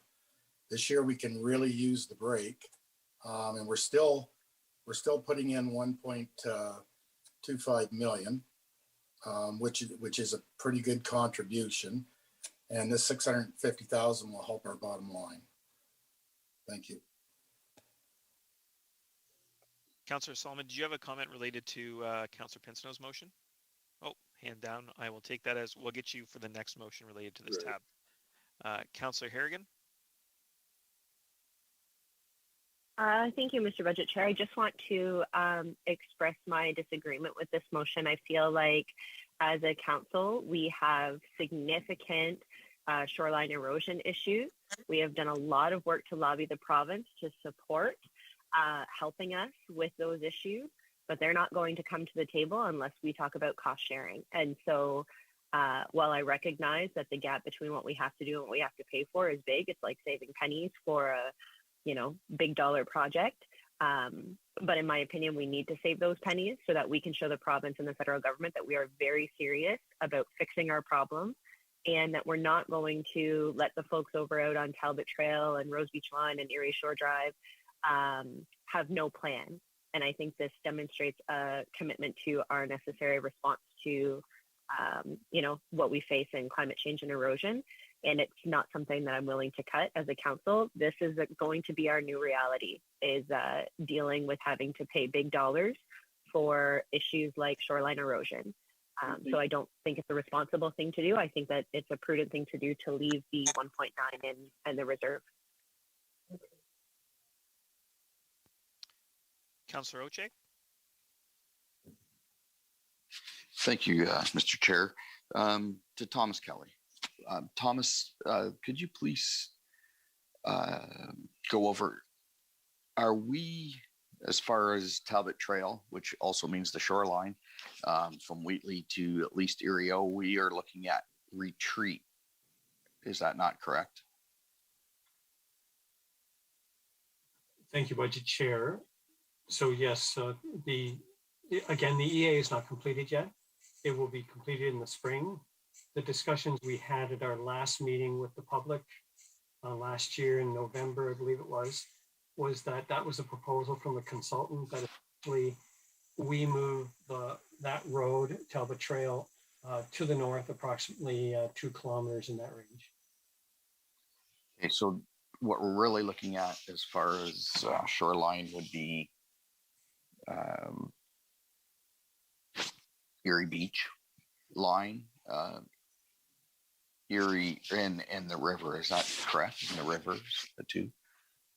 Well, Mr. Chair, I'll bring us back to the Peter Zuzak study.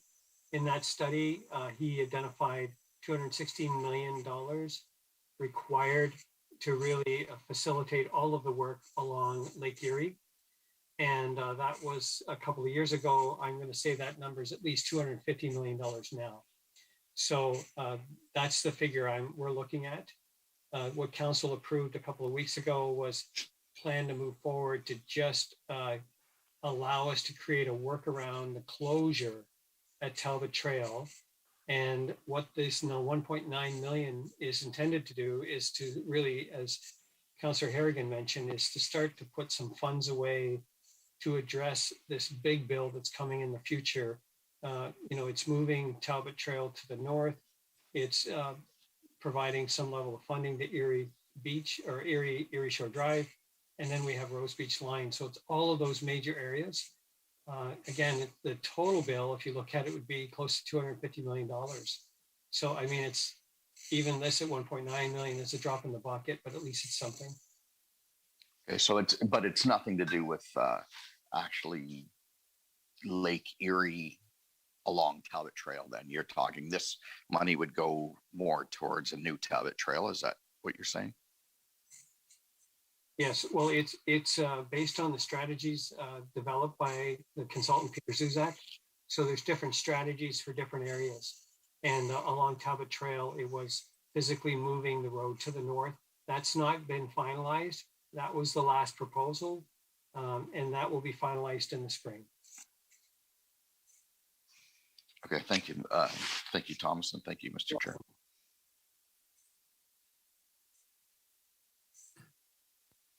Thank you, Councillor Oche. Councillor Finn.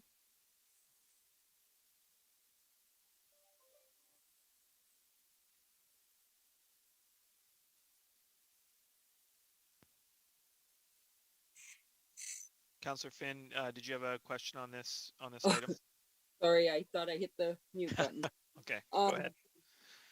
I see it says it's an increase to the base funding. Can you possibly tell us what the base funding is set for right now?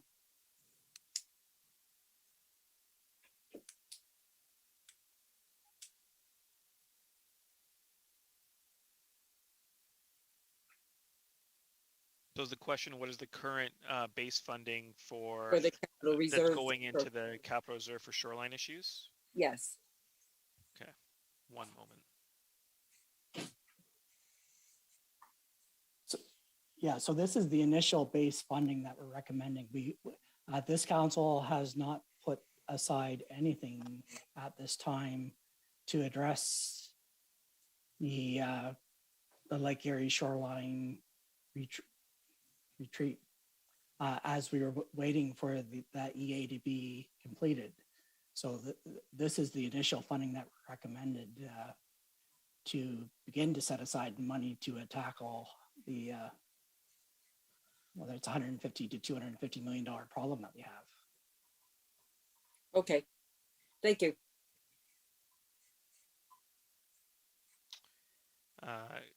Councillor Thompson, Councillor Oche, did you have your hand up for a follow-up question, or did it just get left up there? Sorry, Mr. Chair, I accidentally left that up. Oh, okay, no problem.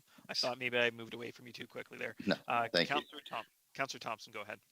I guess my first question is what is that motion that's up? Because that's different than what Councillor Pinson was talking about.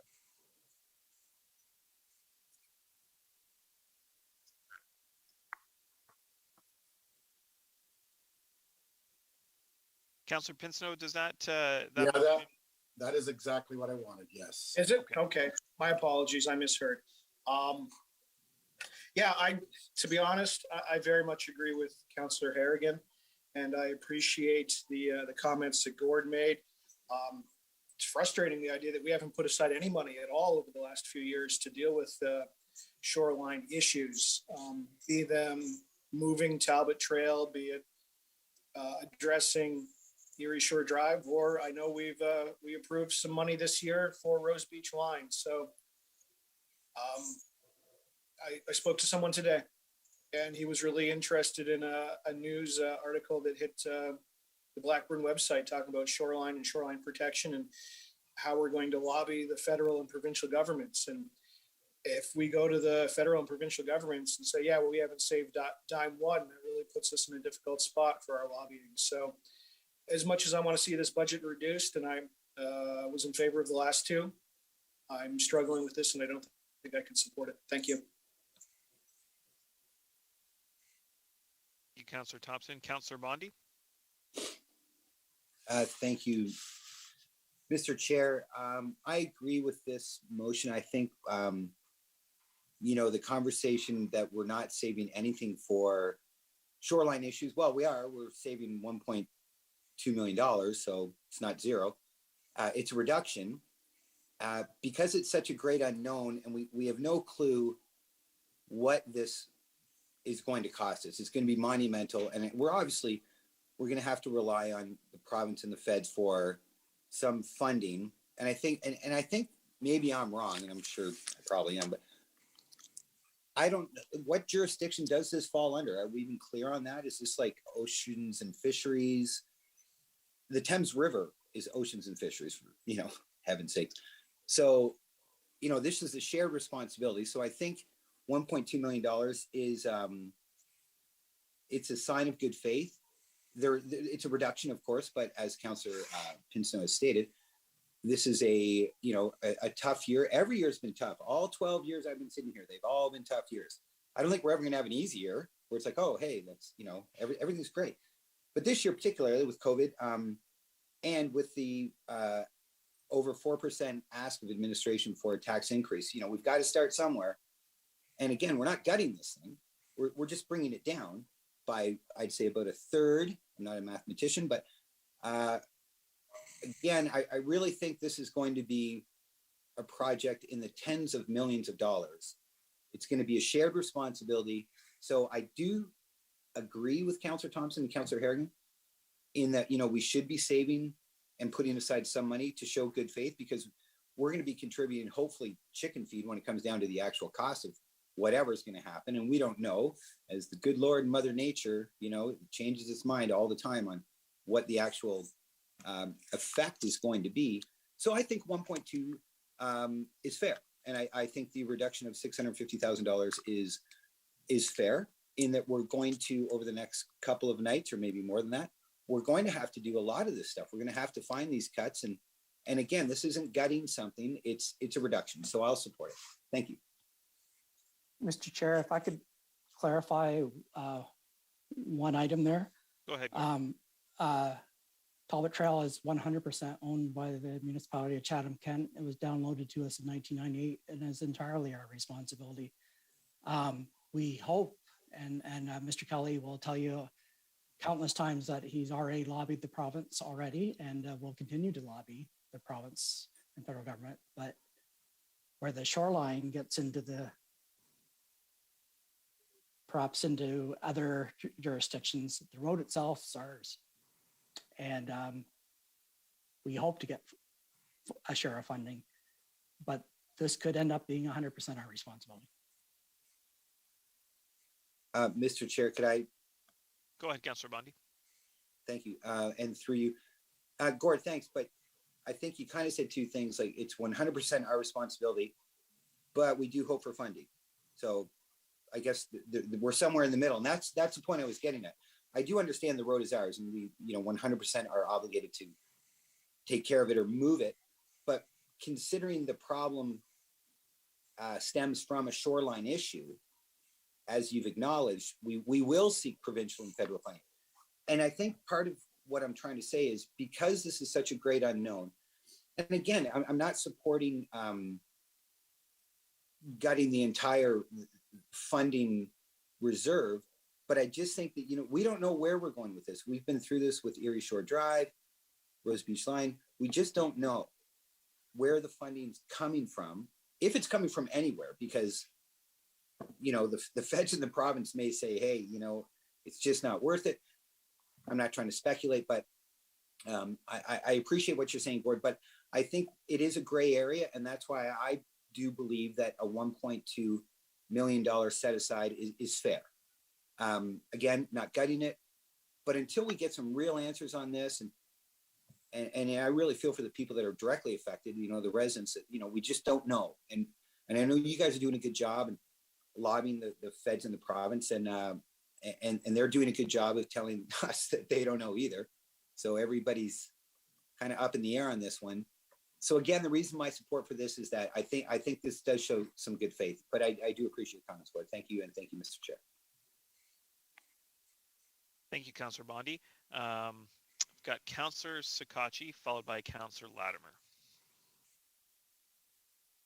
Thank you, Mr. Chair. I just wanted to kind of express some of the comments of my fellow councillors in regards to this. I think that we've all had, anybody that has some issues in their ward regarding to the shoreline erosion has stated publicly and multiple times in regards to the requirements for provincial and federal funding. I think that if we lower our expectations, it might not show the same willingness that, we're an active partner to try to rectify this solution, or at least come up with a plan.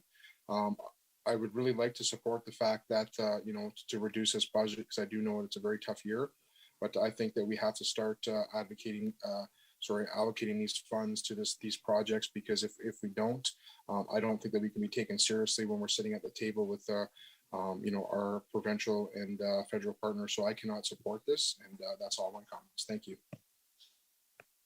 Thank you, Councillor Sakachi. Councillor Latimer. Thank you. Like Councillor Sakachi just said, I have been actively, personally lobbying the both provincial and federal government through the Great Lakes St. Lawrence Cities Initiative, specifically regarding shoreline issues over the past 2 years, if not closer to 4.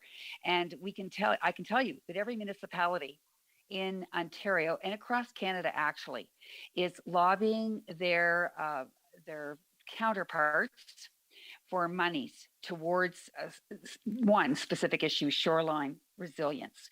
So with the budget year, or with the budget coming and with an election coming, I can assure you that the provincial and federal government are looking at, through the Canada Water Agency and through de-siloing all of the ministries that are responsible for the Great Lakes waterways and the management of it, there will be monies coming down the line. And Chatham-Kent is seen as a forerunner with regard to being ready. And that is, we're the only ones yet in Ontario that have a ZUZIC study. We are the only ones that have a plan, at least an initial plan, to go at this. We've done our initial community engagement. We're ready. We have to be ready for when this money comes down the pipe. And I am very, very hopeful that we will see that by the end of our term. So I can't support this tonight. I can appreciate where it's coming from, Councillor Pinsino, but I am in agreement with Councillor Harrigan and Councillor Thompson and Councillor Sakachi that this is one area of infrastructure that we need to provide for and demonstrate to our counterparts where we are definitely going to have to cost share, that we are ready. So I cannot support this evening. Thank you, Councillor Latimer. Any other comments on this motion? Councillor Oche, Councillor Bondi. Yes. I'll go back to you just if there was someone new. I was going to jump to them first. Seeing no other new ones, we'll go Councillor Oche followed by Councillor Bondi.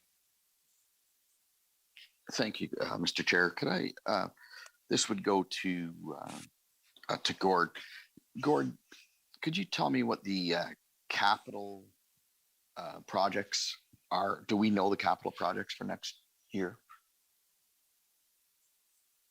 Thank you, Mr. Chair. Council approved the capital budget and the projects that the sorry, last council meeting. Yep, Gord. No, I'm sorry. 2023. I think I'd refer that to Thomas. Thank you, Mr. Chair. So what we presented a couple of weeks ago are projects that are fully funded, partially funded, and projects that were deferred. So every year around September or so, my team will go out to all of the different departments and we will look for or ask if there are any new projects that we need to consider. And then we add them to the list. We always start, we do a detailed ranking system, determining what the priorities are.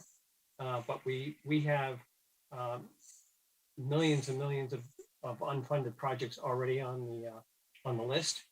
And depending on what the priorities may be, for example, a good example this year was that the Talbot Trail jumped up because of all the issues that we're having up there. And we funded that one by $7 million. So that's the kind of process we use. But right now I have my list from this year that's unfunded that we would start with. And then we would look to my EMT colleagues and also potentially to new developments within the community that would take new priorities. So that's how it works. Thank you. Okay, so thank you. And just another question to you, Thomas. So the Coachworth Road in either concession 2 or 3 or whatever the EA comes out and tells us, is that funded? The bypass there?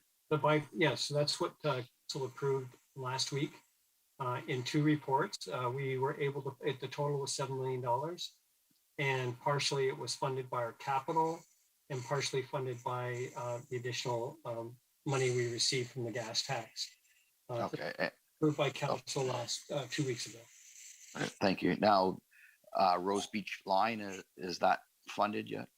No, only short-term workaround is funded, and nothing on Erie Shore. And just keep in mind, the Talbot Trail estimate is 150. So we've funded right. 7 million of it so far. Right. That's from all the way. That's down to Erie. That would be over 15 years or so. Right. Okay. Thank you. Okay, that's great. Thank you very much. Thank you, Mr. Chair. Councillor Bondi. Thank you, Mr. Chair.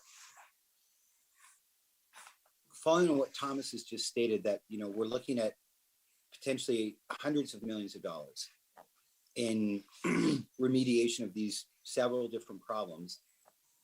I don't think, obviously, we're going to be relying on federal and provincial funding, clearly.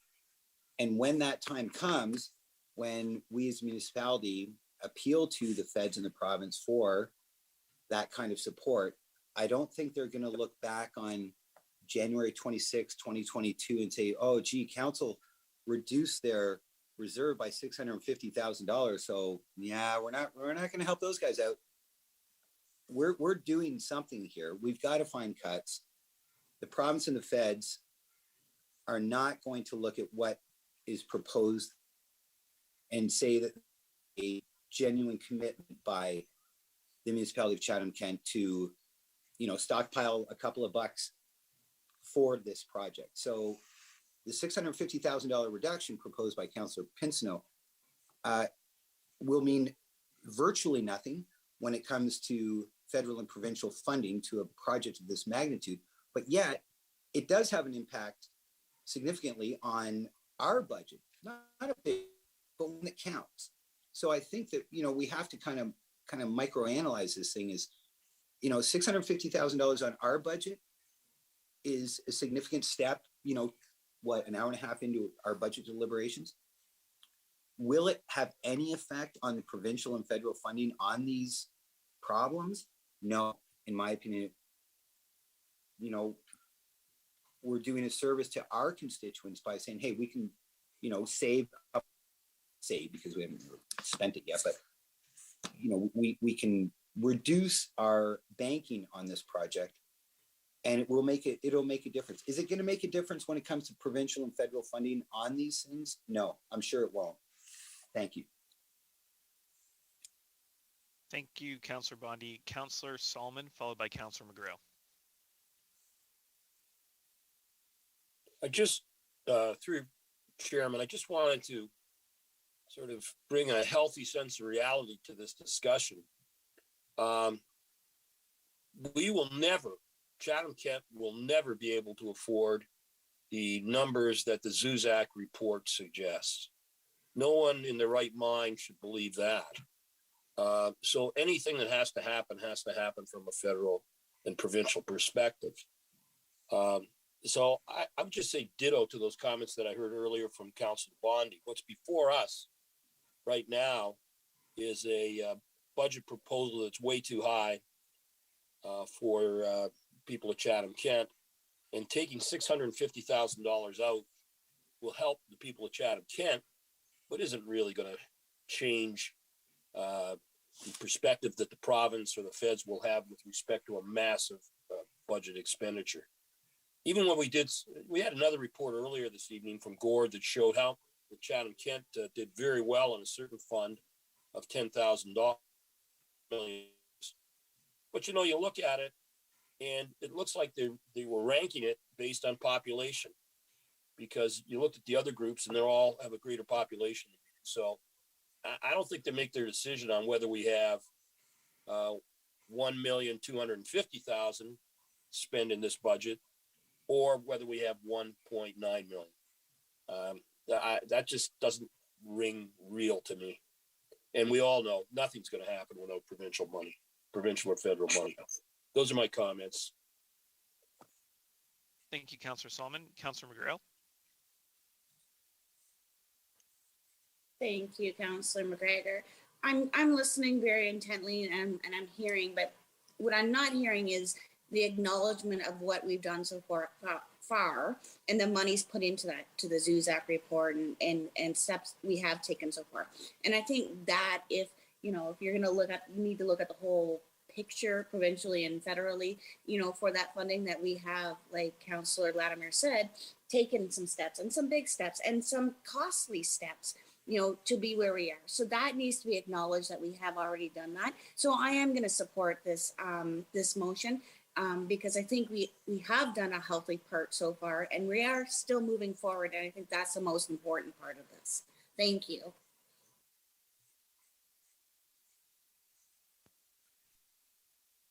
Thank you, Councilor McGrail. Did we have any other questions based on this motion?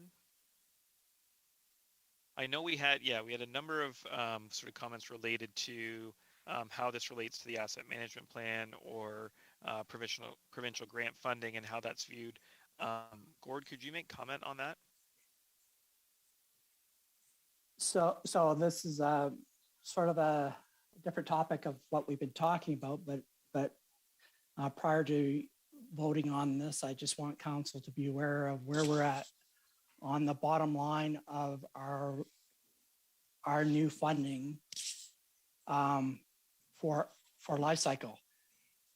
We got the tremendous great news of our $4.6 million new funding from the OECIF fund that I mentioned before, and we also had good news in the Canada Community Building Fund line 2 on there of additional 280,000.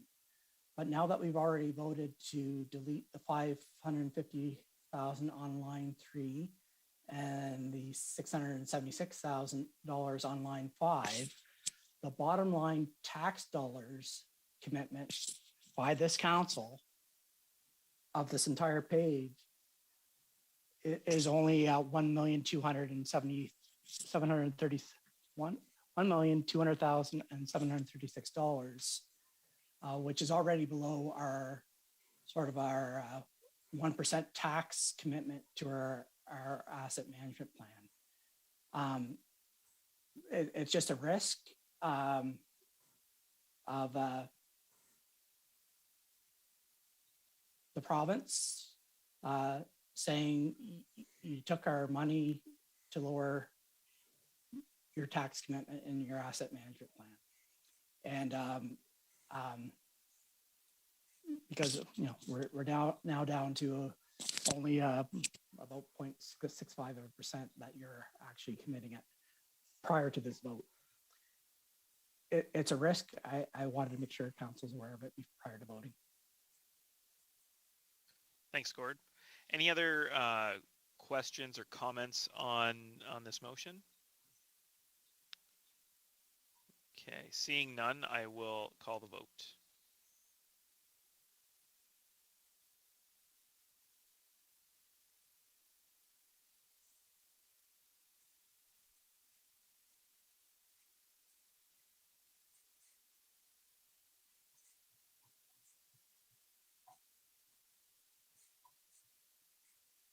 Waiting for one more, council. There we go. All votes are in and motion passes 10-8.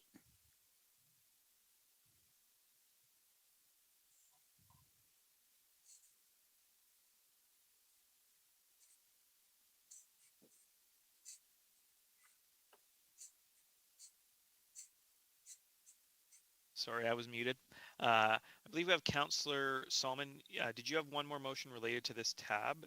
Yes, I do. Great. We'll do this motion, and then following that, we'll break and then move to closed session. Go ahead, Councillor Solomon. Thank you, Mr. Chairman. Line 6 and 8. I would move that the amount that's listed for inflation, the inflation percentage be reduced to 3.3%. If I get a seconder, I'll very briefly address it. Seconded by Councillor Finn. Happy to second. Councillor Solomon, go ahead. So 2 issues for me. One is that at our budget overview, I made notes. I didn't speak much there, but I made notes to prepare for here. And I was told at that time, my notes show that 3.3% is the CPI that we were targeting. That's the one. The second is I don't want to be part of the inflation game. I've seen it before, and governments do it all too easy. And then they download the inflationary effect to their taxpayers. So yes, you've got to prepare for some inflation because parts, materials are predicted to go up, and some have already gone up in what's called temporary inflation impact. But 3.3% is adequate at this point in time, and it will get us some savings and reduction, I hope, in our our tax rate coming up. So that's it. I did it as quick as I could. Thank you, Councillor Solomon. Gord, did you have a comment?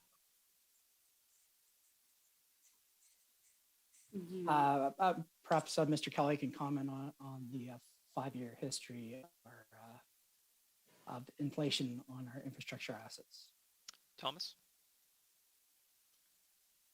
Thank you, Budget Chair. So the analysis that we did over the last 6 months looked at where we were in 2017 versus where we were at the end of 2021. And when we did the analysis, and this is based on actuals, costs that we put forward, we were seeing an inflation rate of 5.3% on average every single year. So in our budget here, we have a 4% for construction index. It's actually been running 5.3, and I would suspect it's even higher now based on all the information I'm getting from contractors. Thank you, Thomas. Councillor Bondi, do you have a question related to this motion? Yes, I do, and thank you, Mr. Chair. Excuse me, and through you to Councillor Solomon, if I may.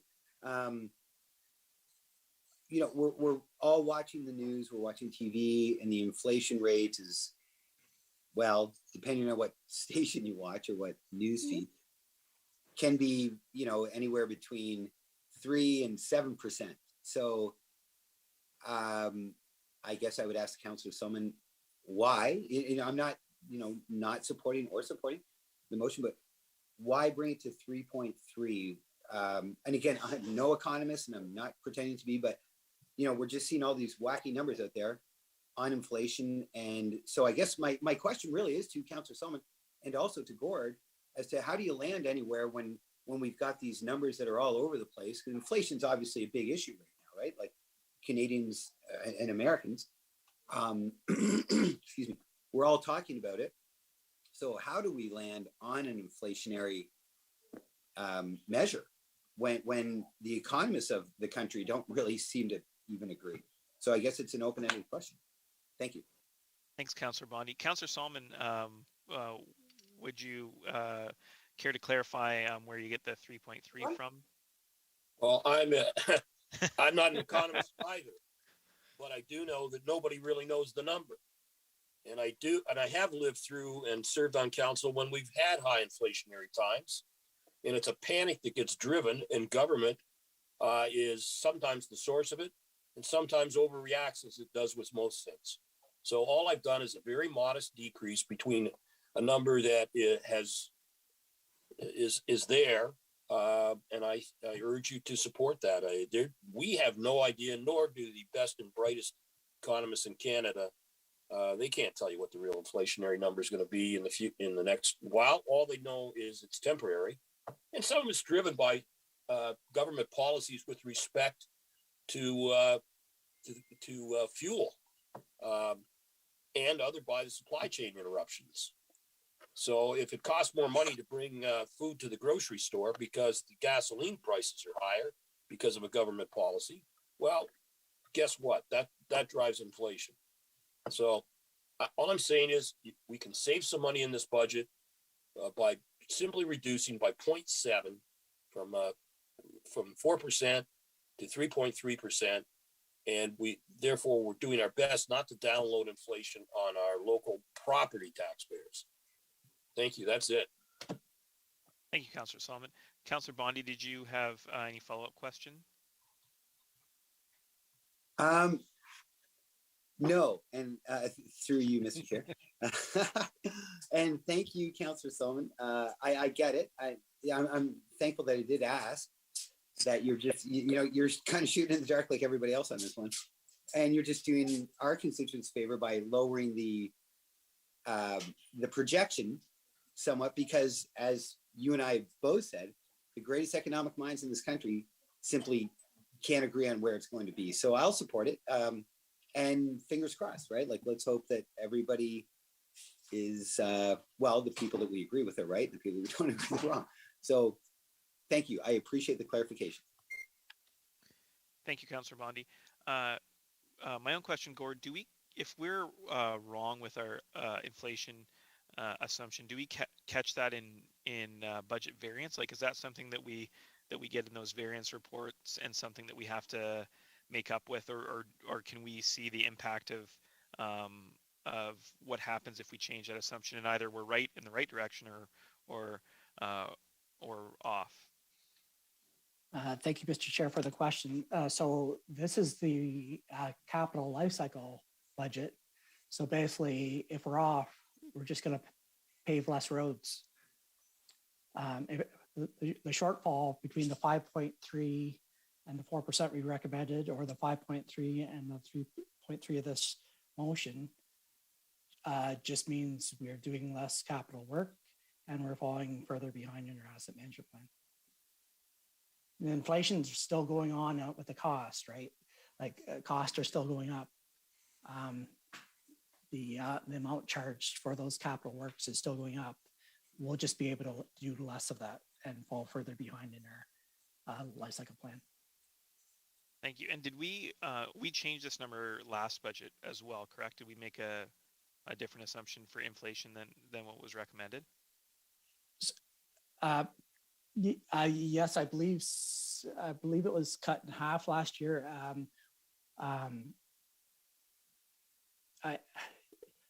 Memory serves me right. We only approved a 1% increase last year for our life cycle plan. And do we know what the impact of inflation was last calendar year on that on life cycle? Maybe that's a question for Thomas. As Thomas has stated, the 5-year average of the last 5 years has gone up 5.3%. Okay. So we lost 4.3% last year with what we approved compared to that average. I believe we approved 2% in 2019 and 3% in 2020. So every year of this council compared to the actual effect of inflation on our capital budget, we've been short every year. And again, all these shortfalls include the divestment and the inflation shortfalls catch up to us as we update our new requirements.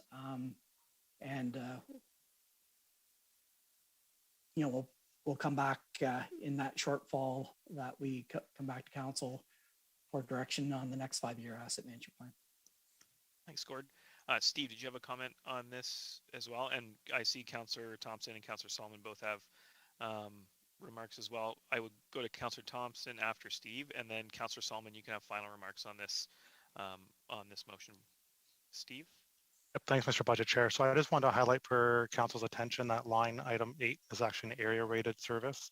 So that won't have an impact on the overall tax rate. So that is, like I said, an area rated. So it has a smaller impact. So, but it does not come into play when you look at the overall tax increase. Thank you. Councillor Thompson? Thank you. And I recognize we're dealing with some small numbers, especially on specifically on tab on item number 8. I was curious though, when there is an area rated shortfall, if there were one, where is that difference made up? Where do we find the money for that?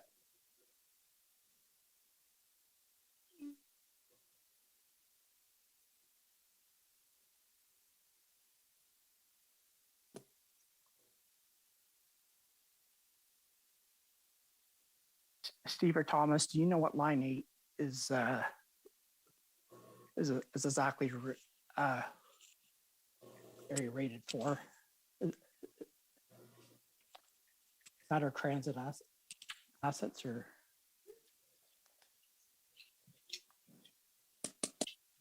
Thanks, Mr. Budget Chair. So the area rated for the inflation on line item 8 is for transit. It's for the fleet. So it'd be for the life cycle of the fleet product. So basically replacing the transportation, the buses.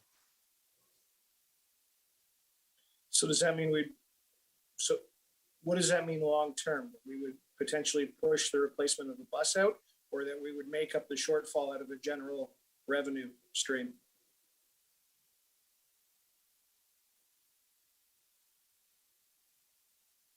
So there'd be, I guess, several options.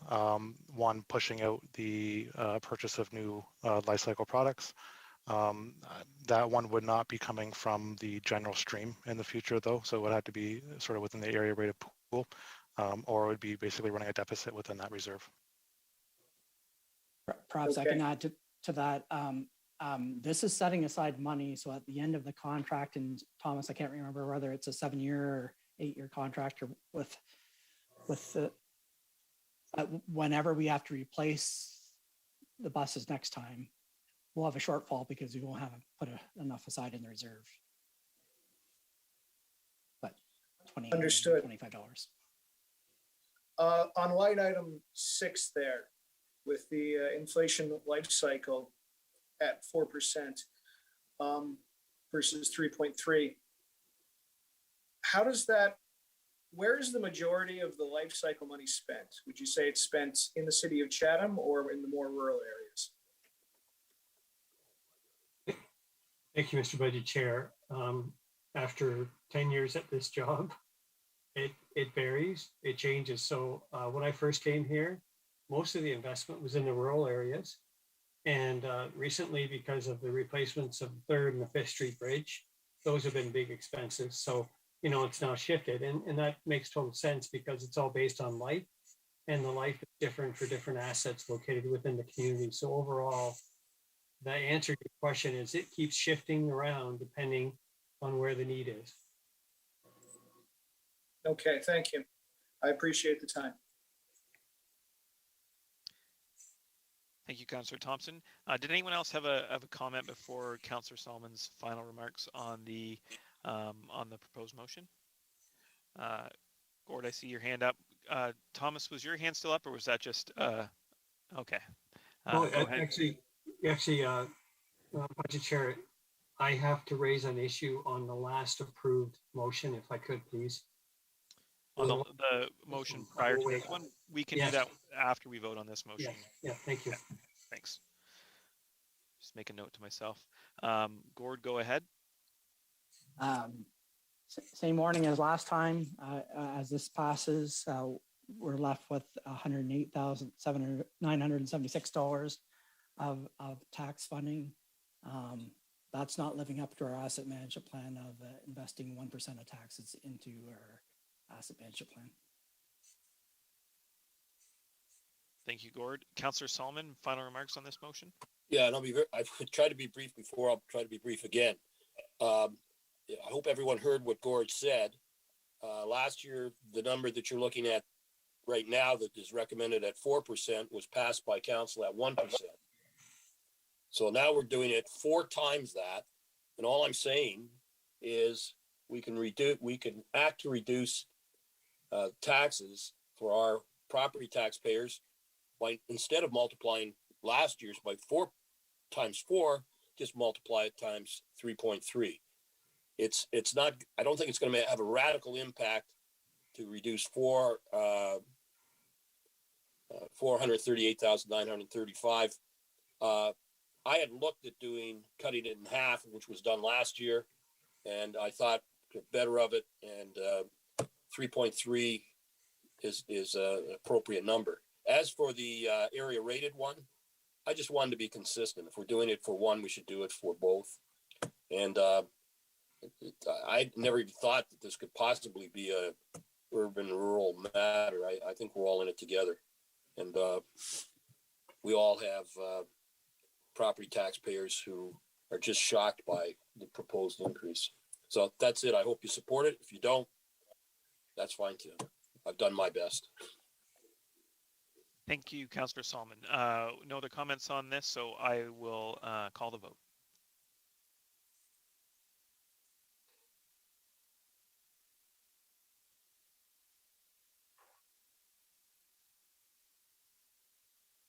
All votes are in. Motion passes 10-8.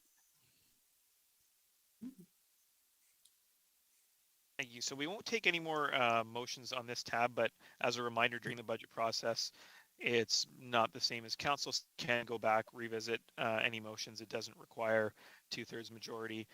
So we have some time to think about these things, digest them, and make changes if we still need to. Thomas, you had a comment regarding the motion prior to Councillor Solomon's motion that we passed. Yes, thank you, Budget Chair. So I just want to make council aware, 2 weeks ago, we came to you with a capital budget, and I went back and looked at the report, and the report assumed that we had the 1.9 million from OCIF in the capital budget, and that increased it to 8.45 million. So I'm happy to make that additional cut of 650,000. It could be a point of order. It was approved 2 weeks ago to move forward with that investment. And I think we need to maybe ask Judy that question, that now we're being directed to remove $650,000 from there. So what that means is that Appendix A and Appendix B that we presented last week, we have to reduce one of those investments by $650,000. I'm happy to do that, and I can come back tomorrow with a recommendation if you like. There could be a point of order question here because it was approved previously in council, but I'm happy to look at it and come back tomorrow. Thank you, Thomas. And I think maybe in the spirit of time, as we do have to move into close, that bring that back tomorrow in discussion with Judy as well as how we have to deal with that. I think that would be helpful. Okay. Thank you. Councillor Harrigan, did you have a question? I do, and I will be brief, Councillor McGregor. I'm just wondering, through you to Gord, if it's possible to get a summary, maybe at the beginning of tomorrow night, about the risks that are presented to council related to senior level government funding as a result of some of these decisions.